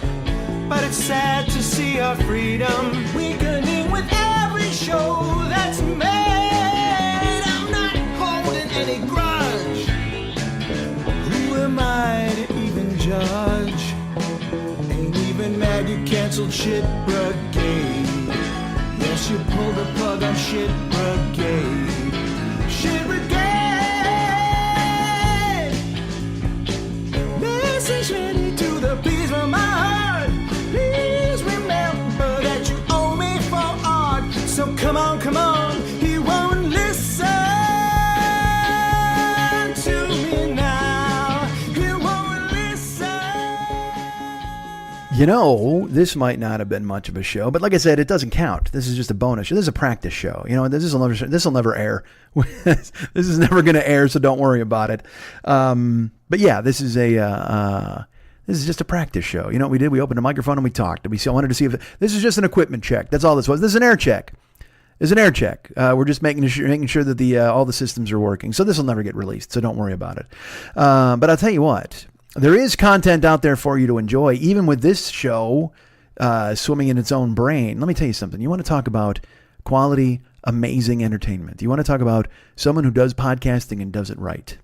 You know, we got sponsors for this show, and I'm not saying this just because this person is a sponsor. It's our buddy Fearful Jesuit over at The Paranoid Strain, and his newest episode is out, and holy fuck, is it an opus. It is, I listened last night.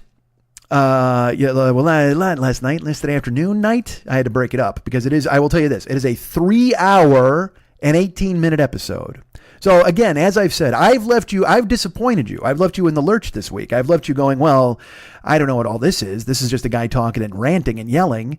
But if you want to hear precision, if you want to hear like the smart bomb of fucking podcasting, if you want to hear somebody who gets it fucking done, who really nails it, Fearful Jesuit is your guy this week with his fucking smash out of the park fucking JFK assassination episode where he debunks conspiracies. He takes people on. He interviews dudes. I can't even. Giving verbiage to this is going to sound bad, and I don't mean it to. You know what? I'll spin it in a positive way rather than in the negative way. It makes me want to do better work to hear Jesuit do his show. I'm proud of what I do, and I don't think anybody in the world can do it the way I do it. But sometimes, as in the case of this week, when we're a day late, left to my own devices and doing it the way I do it can lend itself to some sort of shortcomings or unpredictability.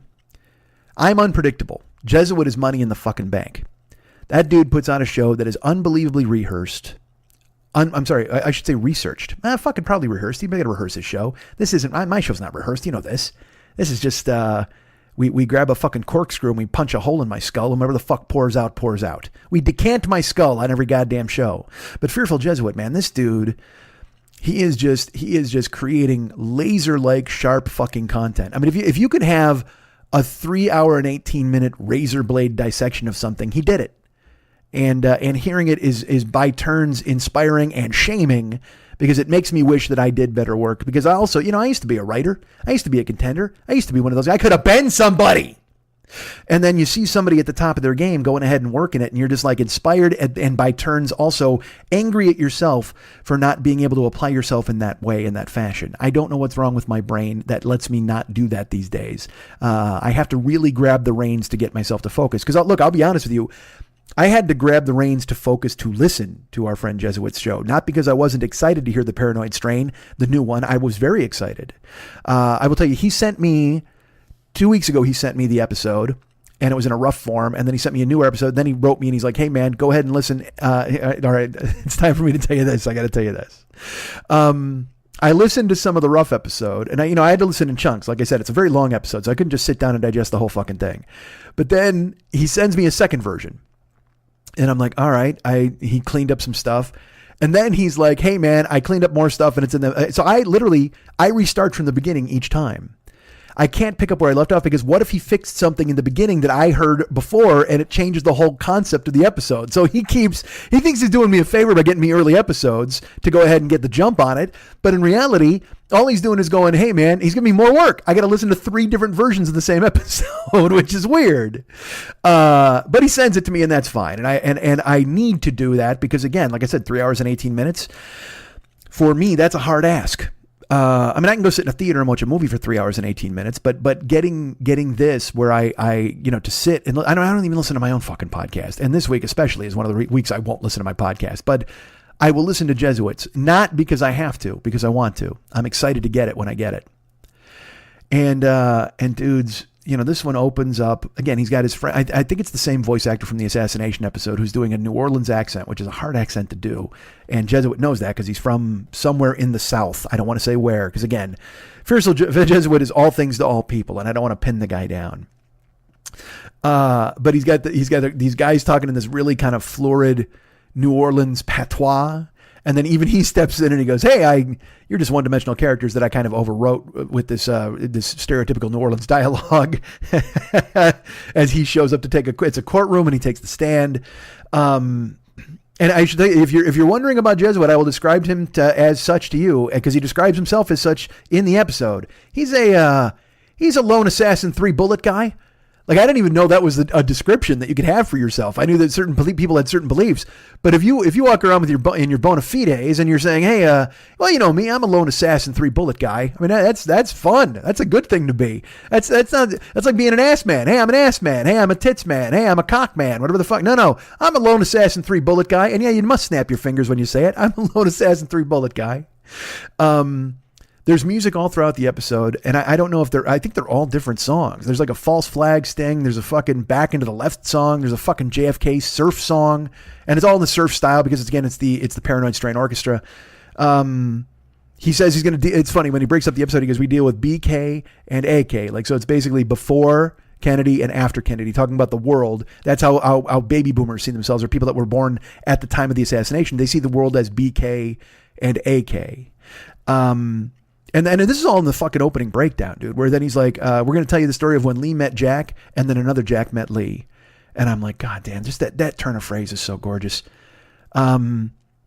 He describes a book as a doorstop of truth because it's got like 1,600 pages. And I don't know if everybody calls it that, but for him to call, like I said, turns of phrases, that's, as a writer, as a broadcaster, I like that. So when Lee met Jack and then another Jack met Lee, it's such a neat little turn, a doorstop of truth.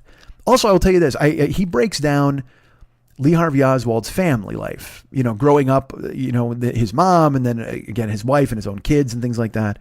I guess Oswald, dude, I don't know anything about the assassination. Okay. I feel incredibly educated now after hearing the episode, but, and I don't want to spoil it for you. I don't want to be this guy telling you, oh, well, you should do this or listen. Just go listen to the fucking thing. It's brilliant. And every week I'll tell you a little bit more as I describe it. But, he mentions that younger Lee Harvey Oswald wanted to kill Dwight Eisenhower.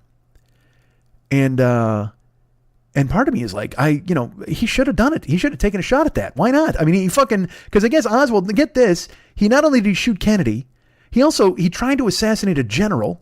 He wanted to kill Eisenhower. He wanted to assassinate Nixon. Like, I mean, is this dude, I don't know if he's crazy or if he's just fucking Robert De Niro in The King of Comedy. Like basically, Lee Harvey Oswald is the Rupert Pupkin of his time, where he's just doing anything at all to get noticed. He's trying to figure out what the fuck to do, but always with a gun in his fucking head. It's craziness.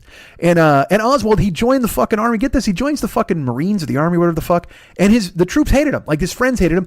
Dude, I guess because he was always spouting communist bullshit. And so they called him Oswaldskovich. That was what the guys fucking called him in the Marines or the fucking army. I just, dudes. I mean, little minutia like that. That's what I mean. Because everybody knows about the fucking shooting and Jack Ruby and all this different stuff.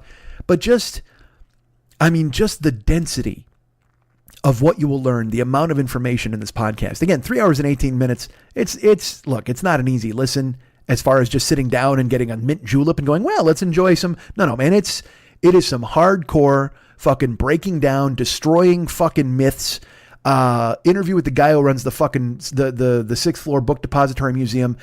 Well written, fucking. And here's a phrase. I'm going to leave you with this phrase. Just I don't want to go too much into it, but I'm going to leave you with this phrase, and you're gonna, because I want you to, when you discover it in the episode, because it was a very revelatory moment for me.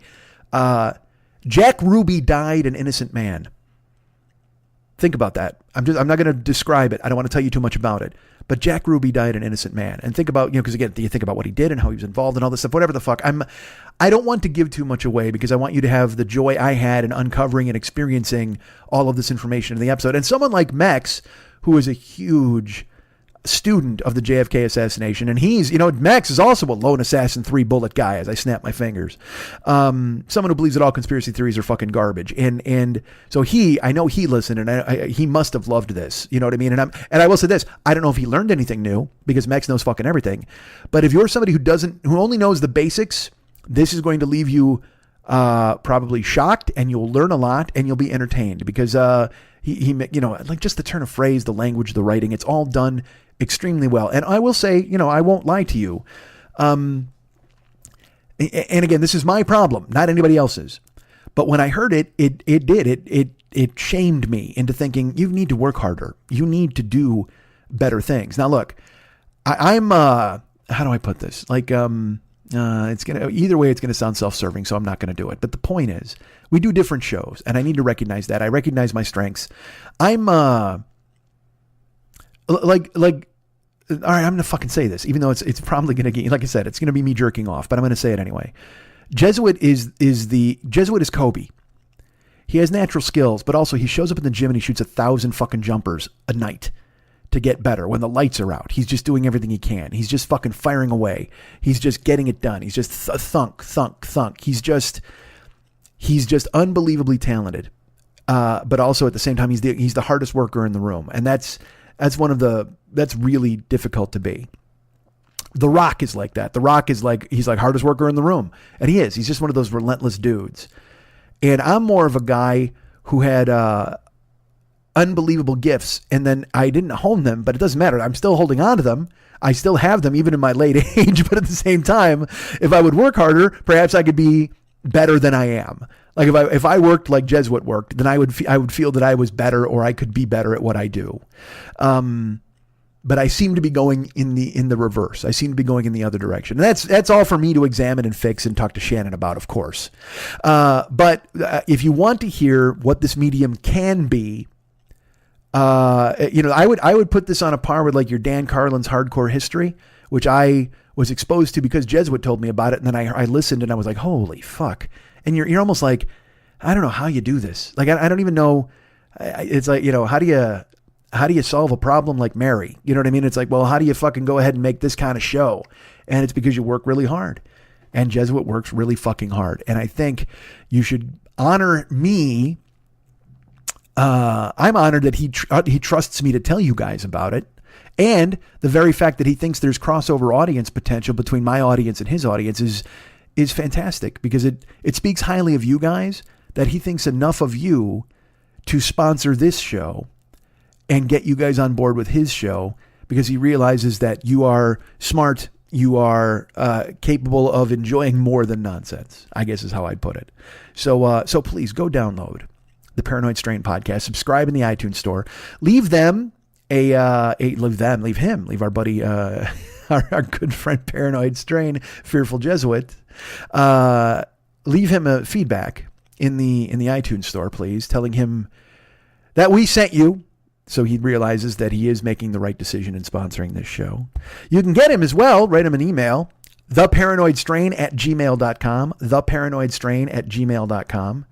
And tell him again that he's a hitter and the fucking show's amazing. And you listened to this fucking JFK episode and you learned and you thought and you didn't think you'd learn, because you think to yourself, I know everything there's to know. Even he talks about in the show the unbelievable avalanche of material available. And he's taken, let's put it this way, he's taken a topic that everybody thinks they know everything about, and he will educate you and entertain you while talking about it. And that's a hard thing to do, and he does it. He pulls it off. So the Paranoid Strain podcast, available in the iTunes store. Go ahead and download it. Go ahead and listen to it. Go ahead and subscribe to it. Listen to all the past episodes. And again, I am he is kind to sponsor this show, but I am honored to be affiliated with work such as that. So please go ahead and listen to our good friend Fearful Jesuit as he brings you the Paranoid Strain podcast, available now in the iTunes store. Write him a note and tell him that we sent you. Please, that would be great. Who wants to be an Uber driver? After I've described it so eloquently in past shows and told you about how much they're cutting everything in half, I think you should be the person who goes ahead and drives, right? You want to be a Lyft driver? Go to Lyft. Use my code Mike720057. That's MIKE720057. That's all caps. MIKE720057.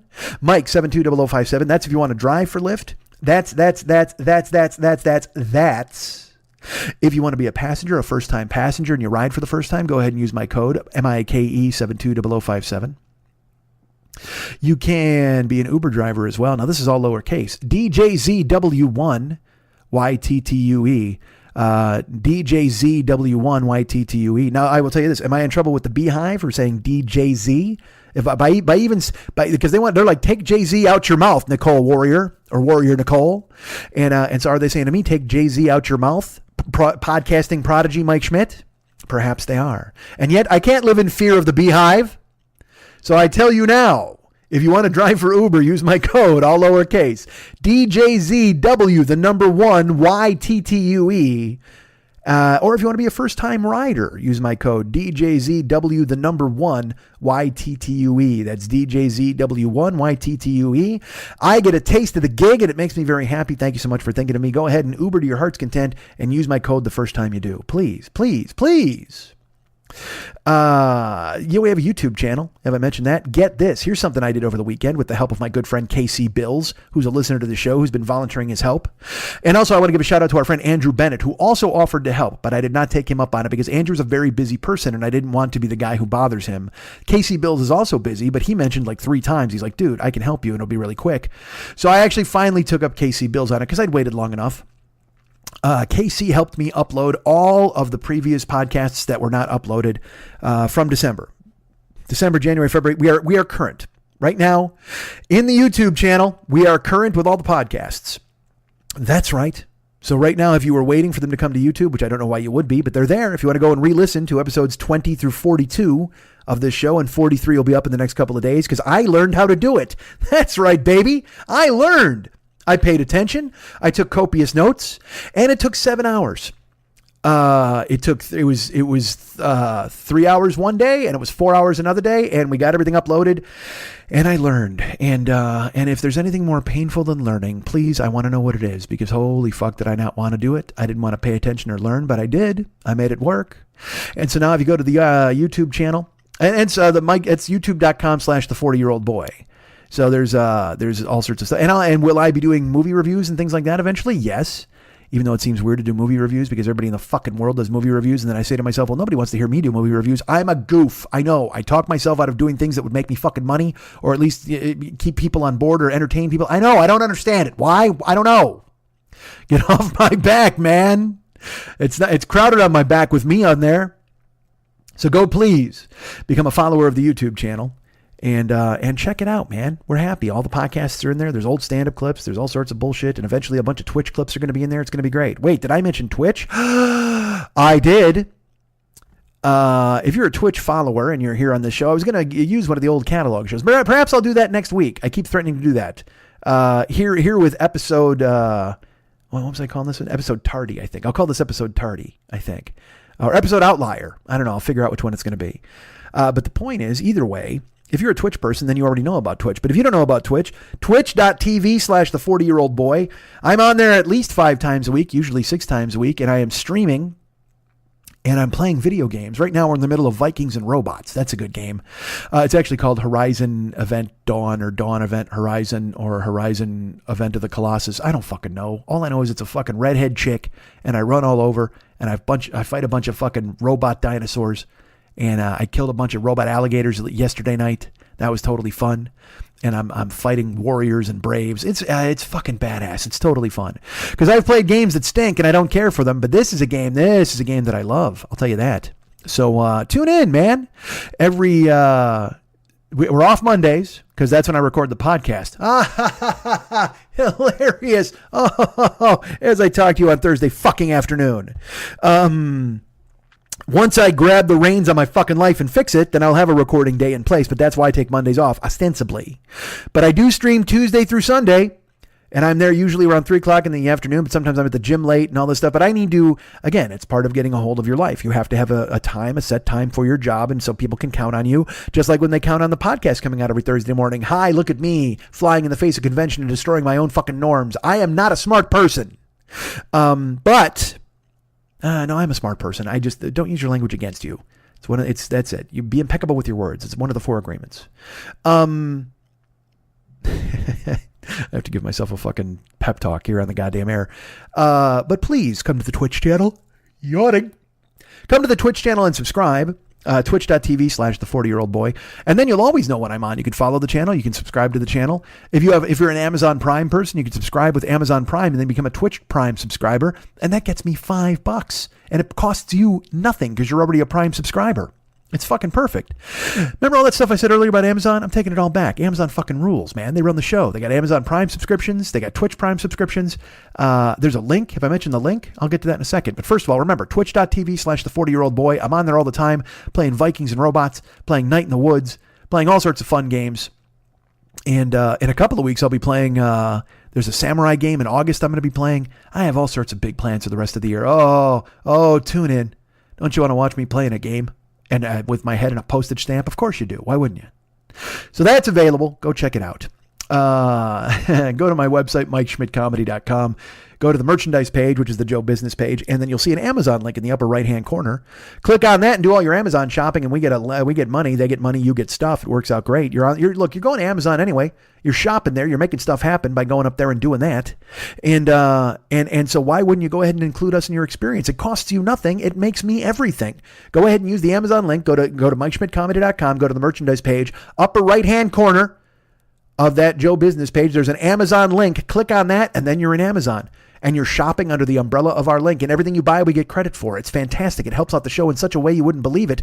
We get money, they get money, you get stuff. Thank you so much for doing that. Thank you for Patrick Ewing that. But please do that. It supports the show. Just like when you subscribe on Twitch or any of those things, you support the show. And I will support you better going forward, he said, as a guy who apologizes for things he shouldn't apologize for. Hi. And I want to go ahead and talk about this really fast. My buddy Mike Siegel.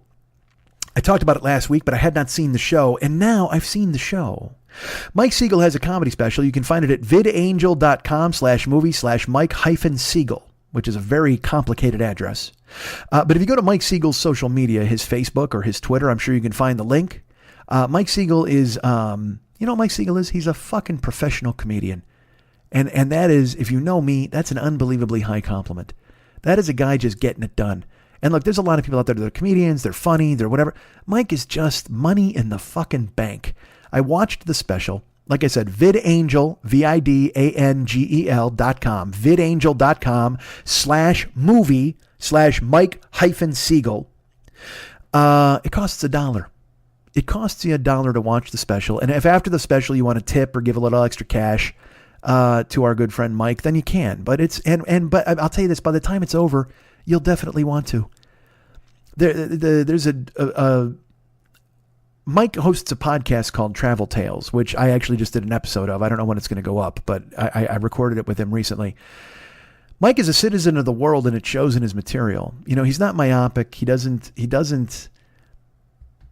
he doesn't punch down ever. I mean, he's just a really good, solid, professional joke writing comedian. Like I talked about Jesuit, where I'm like, you know what, that's a dude. He writes a podcast that you want to listen to. Mike Siegel writes comedy you want to listen to. For me, I mean, and I think you'd like it too. If you like me, you like Mike. We're completely different. I'm all over the goddamn place, but he's also got laser fucking surgery jokes, and he's so damn, not jokes about laser surgery, but I mean laser guided jokes. He does really good work. I don't want to give his material away, but he talks about traveling in the world. He talks about Alaska. He talks about Germans. He talks about running into Australians. He talks about, it's just really solid, great comedy. Mike Siegel is, it's available at vidangel.com/movie/Mike-Siegel. And it's so good, dude. So go ahead and check it out. He's really good. He deserves your dollar and anything else you want to give him after. And I don't just say this because he's my friend. You know me. I mean, I wouldn't tell you something was good if it wasn't good. Let's put it this way. I wouldn't tell you I loved something if I didn't love it. And I loved this episode of Paranoid Strain, and I loved Mike's comedy special. They're just great. And so you should invest your time and hopefully your money in them. And I will tell you this. You want to talk about things that I loved? I had big plans Monday, things I was going to do. I had all this and that and the other thing. I was like, all right, well, I'm going to stream and I'm going to do this. I got to go grocery shopping because my life, we talk about weighing in. I think I've talked about that on the first. I weigh in every month now, and I had goals, certainly. But May got away from me. I was a little worried about May, but then it turns out I weighed in on June 1st and I lost 4 pounds in May. So I'm happy about that. I've lost 18 total for the year. I need to lose a lot fucking more, but that's okay. We're still moving forward. All that matters is that we're moving forward. That's all that matters. Because I only lost 1 pound in April, and I was really fucking. That's why May sucked. I was like, God damn it. But then I lost 4 in May, and it re-energizes you, and it's like, all right, so now I want to lose 20 in June. I mean, who the fuck knows? I really want to make good things happen. So I talk about things that I love on here, and becoming better. So Monday I had plans, and then Monday I had to get up early. I had to pick up my buddy and take him from Long Beach to his house. And then I got home and I was active. I did stuff all day. I worked, and then I sat down at 6:00 and I went to sleep. I fell asleep on the couch, and I woke up at fucking like 9:15, and I'm like, God, because I'd only had like 4 hours of sleep the previous night, and I got to stop doing that. I need 8 hours of fucking sleep a night. It's just, whatever. So I'm trying. Not hard enough, but I'm trying. So I woke up Monday night and I'm like, well, I can go grocery shopping now. Well, what can I do? What do I need to do? I'm hungry, but I want to go eat, but I want to go grocery shopping instead. And then I went, you know what? There's another thing I wanted to do. And I almost did it over the weekend, but finally I made myself do it. I went to see, I said, fuck this. I went to see Rocket Man, the Elton John movie. And, I told you I loved Paranoid Strain and I loved Mike Siegel, and I'm going to tell you about this. God damn it, dudes. I told you about Bright Bones last week and whatever the fuck. That was just fun to go with Pat. That was a summer movie. It was 90 minutes of disposable entertainment. Rocket Man fucking nailed me. It's so good. It's so good. It's funny because it was, I described it to somebody as such. I said, this movie completely surprised me, and yet it was exactly what I expected it to be. If that makes sense. The one thing that was very shocking to me, and I will tell you this, was I thought it would be like Bohemian Rhapsody or any of these biopics, The Doors, and they would have Elton singing his songs. You'd get to hear Elton's songs, and then they would mix and match it with the other guy, because I knew that Taron Egerton, I think is his name, he was going to sing some in the movie. Well, I'm here to tell you, they use Elton John's music throughout the entire movie, and you don't hear Elton John's voice once until the closing credits, and he has a new song that he sang with Taron. But Taron sings all of the Elton stuff the entire show. And, dudes, I thought that would make me mad. Let's put it this way. If I thought beforehand that I wasn't going to hear Elton John's voice, I would have been angry. But after the movie, all I've listened to on Spotify now is the Rocket Man soundtrack with Taron's versions of those songs. His voice, the first song he sings in the movie, basically someone says, hey, what were you like as a child, Elton? And he says, as a child? And then the music kind of tinkles, and then he just goes, I was justified when I was 5. And dude, I have goosebumps. I just gave myself goosebumps. You can imagine when the good person sings it. I remember the moment from the movie. I just knew then. I'm like, all right, well, I'm going to love this. And I did. You ever seen Moulin Rouge? Okay, that's what this is. It's Moulin Rouge with Elton John's music. And I will tell you this, Rocket Man tells the oldest story in the world. person wants love, doesn't get love, does everything they can to find substitutes for love, and then eventually finds love. There can be no older story. When the first caveman beat a fucking woolly mammoth bone onto a rock, that was the story he was telling. He was mourning some other fucking cave chick who wouldn't fuck him. I don't care. That is the oldest story in the world. Person needs love, can't find love, tries to do everything they can to substitute instead of love, but then eventually finds love. Now, let's put it this way. The oldest story is the first 4/5 of that. You're hoping it has the conclusion, the satisfying conclusion of the arc where they find love, because there are many people searching for love and try to substitute, and then they don't find it. So when you see someone who finds it, you celebrate it. And look, I'm a softie, I'm a sap, and I can insert myself, I can inject myself into any storyline you got, and this guy had, I don't, let's put it this way. I was describing a scene to my friend Michelle. Michelle was in town, and I was describing, because I asked her to go to see it with me on the night she flew into town, but she got into town late, like 10 o'clock, and I had to be in Long Beach the next morning. It just didn't work out. So then I went Monday night, because I wanted to see this movie so badly. I didn't want to wait anymore. And I went to see it, and then I saw her Tuesday as I took her to the airport, and I described a scene that's a pivotal scene, and I cried in the car. Like I teared up, and I choked up, and I'm like, I can't. And then she cried because of the scene, hopefully not crying at the fact that a grown man was crying driving a car. I have no fucking idea. But it, I mean, you know me. Granted, after listening to this fucking scrambled eggs of a show for the first hour, I don't know. You know that I'm pretty close to the bone on a lot of stuff. And you know how my relationship with my father, or lack of relationship with my father, and the fact that I lost him the day before my 13th birthday, and the last time I ever talked to him, I ignored him, and you know how that affects me.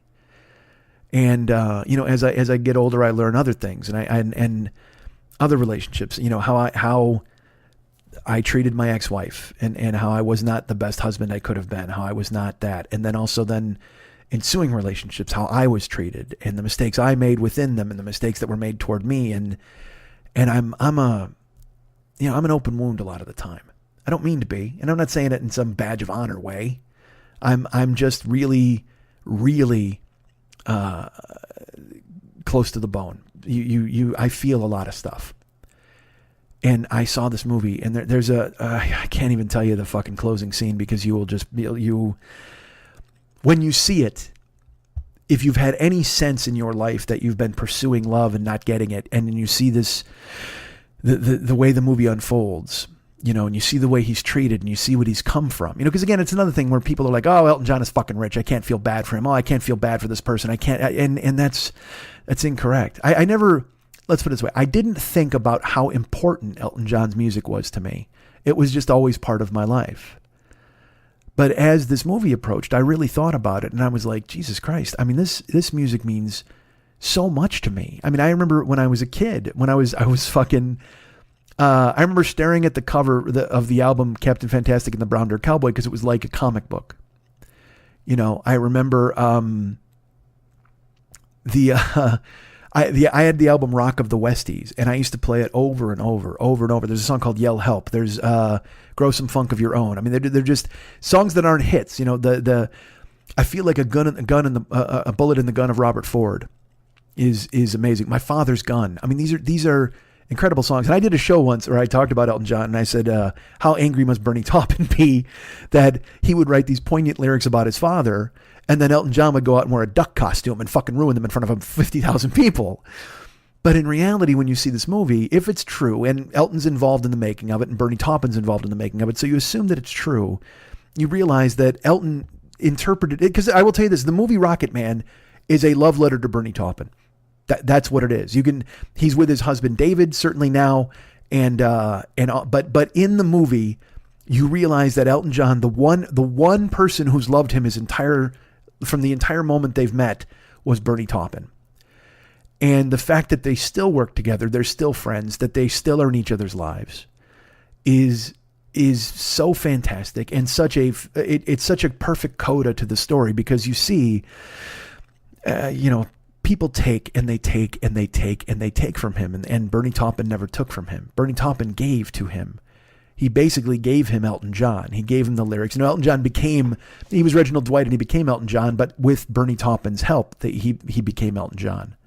But there were facts in there that I didn't even understand. Like, dude, in 1976, Elton John was responsible for 5% of all record sales in the world. What the fuck? Think of that. Think of how huge he was.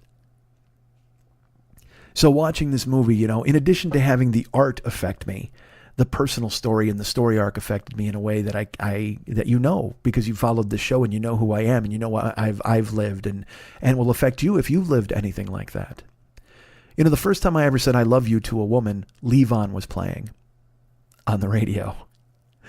I remember it vividly.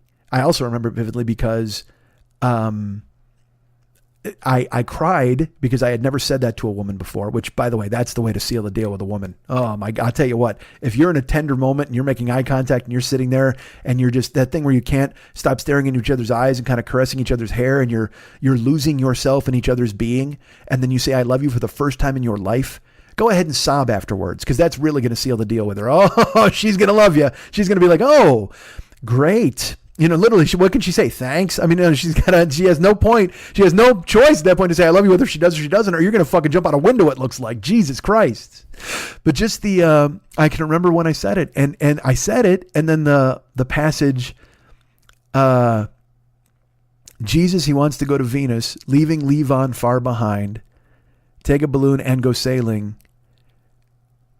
I remember it when it happened, and I was like, because all of a sudden it was like, I was saying I love you, but also there was this separation going on, and also Levon is Jesus's father, and then he leaves him, and I don't know why it all smashed in my head like a car wreck at that moment, but it did, because I was revealing myself. I was being vulnerable in that way for the first time ever, and I'm, as you know, half a basket case, so it really put me in a spot. And I teared up and cried right in front of the girl I loved. Hi. Ha ha. Foolish. And then seeing this movie, man, and I wish I could share with you bullshit. I've shared it with you. I've shared with you the idea of someone needing love, finding love, looking for love forever, substituting love with drugs, with alcohol, with shopping, with sex.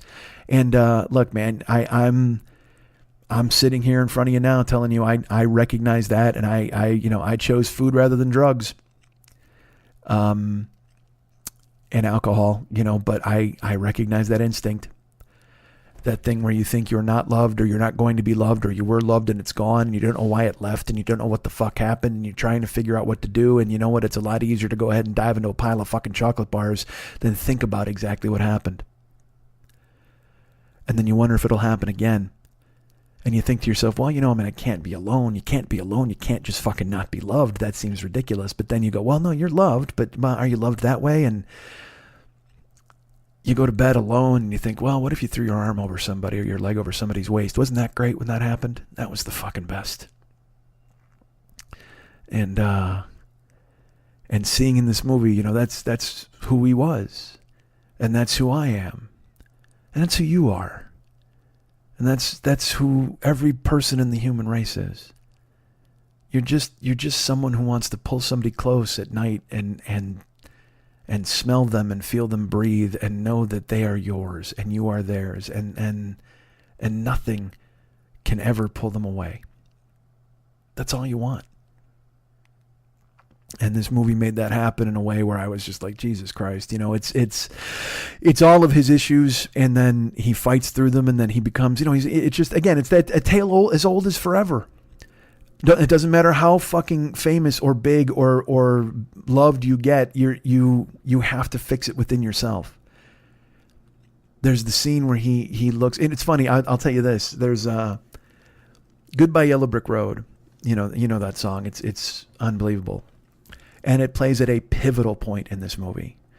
Well, in 1993 or 94, I was working at a pizza place, and my brother Scott worked with me. And I've told this story. We wound up having a fight in the kitchen and all this shit. I mean, by year one. But he was dating a girl named Alyssa who worked in the pizza place. And Alyssa was like a good girl. I don't know any other way to explain it. She was in college. She was there, it was funny because Scott was, he was fucking high all the time. He was just a hothead. And I think maybe she saw that she could fix him, or I don't know. Or maybe she just loved him. He's a lovable guy. I mean, I could see that. But Alyssa was with Scott, and we liked Alyssa. She'd come over to the apartment and she'd hang out. Well, one day we're at work and Goodbye Yellow Brick Road plays on the radio. We had a radio going all the time in the pizza place.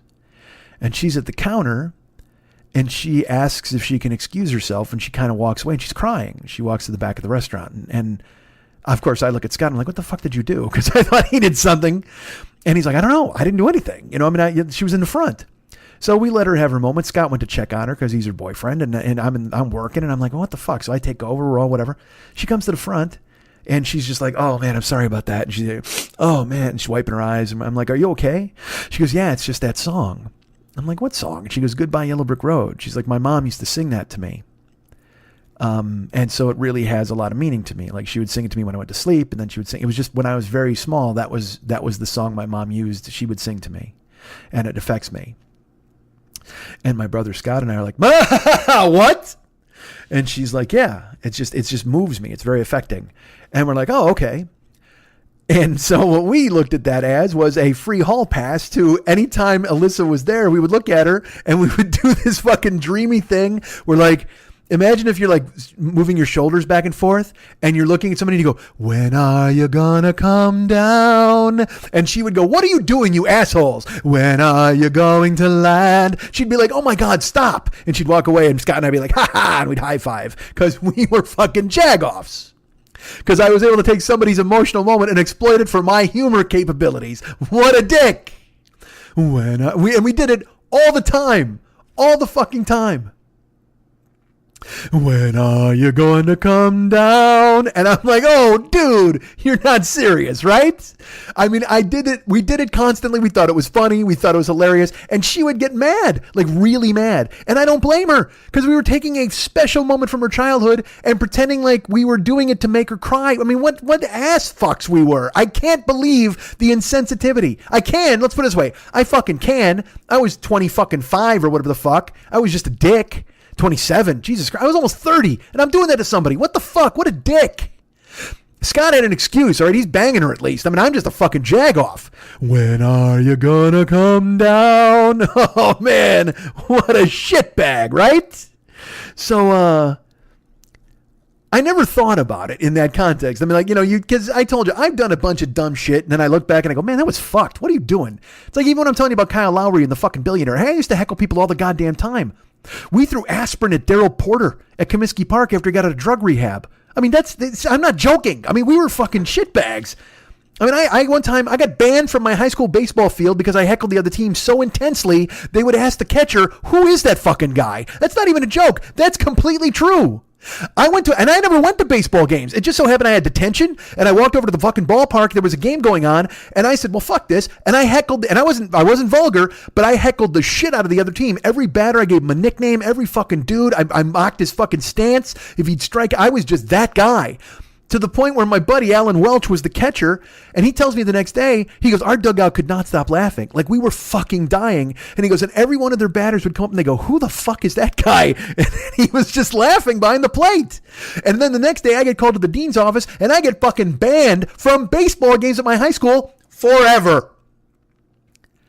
So so when I talk about a guy heckling or fucking, and now I'm outraged by it, yeah, I recognize it because you learn, you grow older and you learn. That's not cool, man. Just like it's not cool what I did to Alyssa when we made fun of her with her fucking song. But I got my comeuppance over the weekend. Because at this pivotal moment in the movie, at this moment where Elton John finally kind of realizes, Jesus fucking Christ, what has happened? What's gone wrong? What can I do? He looks in the fucking mirror and the song starts and he goes, and I goddamn dude. And I just started crying. I was a mess to the whole movie. because I related to it personally. Not just the fact that his music means so much to me, but the fact that his story arc completely is my life. It's your story. It's my story. It's everybody's fucking story. You want love and you can't find it. And you don't know if you'll ever find it. So you do what you can to substitute until you find it. And all you're doing is hoping to get it. And he's just getting taken from and taken from and taken from, and nobody's giving.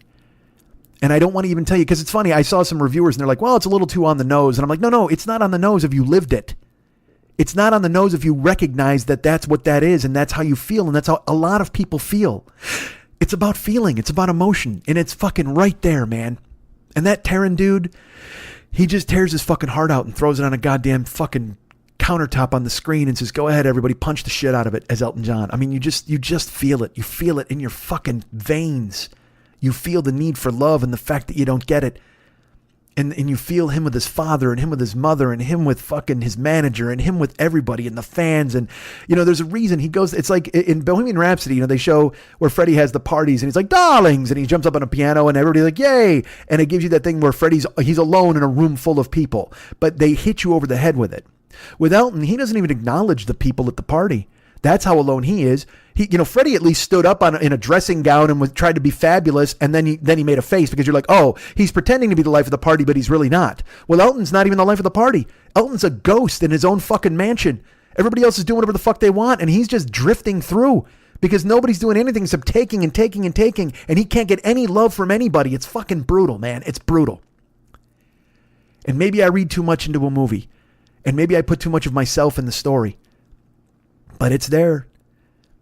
And if you've ever felt unloved, or you've ever felt not loved enough, or you ever worried that you're never going to find love again, go see it. You'll be a fucking mess. But at the same fucking time, it's worth it because you can see that, you know what? You're not alone. Your experience is being experienced by so many, rich and famous or poor and down and out or whoever the fuck. Everybody's fucking alone. We don't want to be. You try not to be. And then when you're finally not, you cling to it desperately, hoping you won't be alone again, man. I recognize that fucking feeling. I recognize it. And it was there, prevalent in the movie. And you should see it because it's fantastic. And I can't wait to see it again. And I just fucking, I wish I could play it on the way out here because it's just his interpretations, because they reimagine the songs. They reinterpret them. There's a song called I Need Love that Elton wrote. And again, I should tell you, they jump around timelines. And there's songs that they didn't use. There's a song that I could not believe they didn't use. And there's a point in the movie where I'm like, all right, this is where this is going to be. And the song choice they use instead works just as well, if not better. But I thought for sure they were going to use my song that I wanted them to use. Not my song, which is another song he did. No, he did your song. But that's in the movie. What the fuck? Who cares? Go see it. It's fucking brilliant. I can't stress it enough. And this episode does not count against your regular episodes. Go ahead and take this for what it will be and go ahead and figure out to yourselves what you want to do at the end. I don't know if you got a spreadsheet and you chart in Mike Schmidt's episodes and how you fucking handle it. But again, I retitled it. It's going to be either episode Tardy or episode Outlier. And you can go ahead and say to yourself, well, you know what? This doesn't count against my yearly allotment. This is not one of the regular 52. So this is just bonus. This is special. This is a present. You know what it is? It's a bonus episode. Now I know bonuses are supposed to be good, so I guess we'll just call it an extra episode. You know who I am? I'm like a late Santa. I came down your chimney late. You know who I am? Oh, I'm the Santa from Gremlins. That's who I am. I'm like fucking the Santa from Gremlins. I died in your chimney with this show, and now my bones are going to fall on your fucking head when you go looking for it. That's how it works, right? That's who I am. I'm Phoebe Cates' Santa. I'm her fucking dad. I'm the bad Santa from Gremlins who just fucking came down your chimney with this show a fucking day late, and now I'm going to die, and you're going to have to fucking reach up into my bones to pull out this fucking content.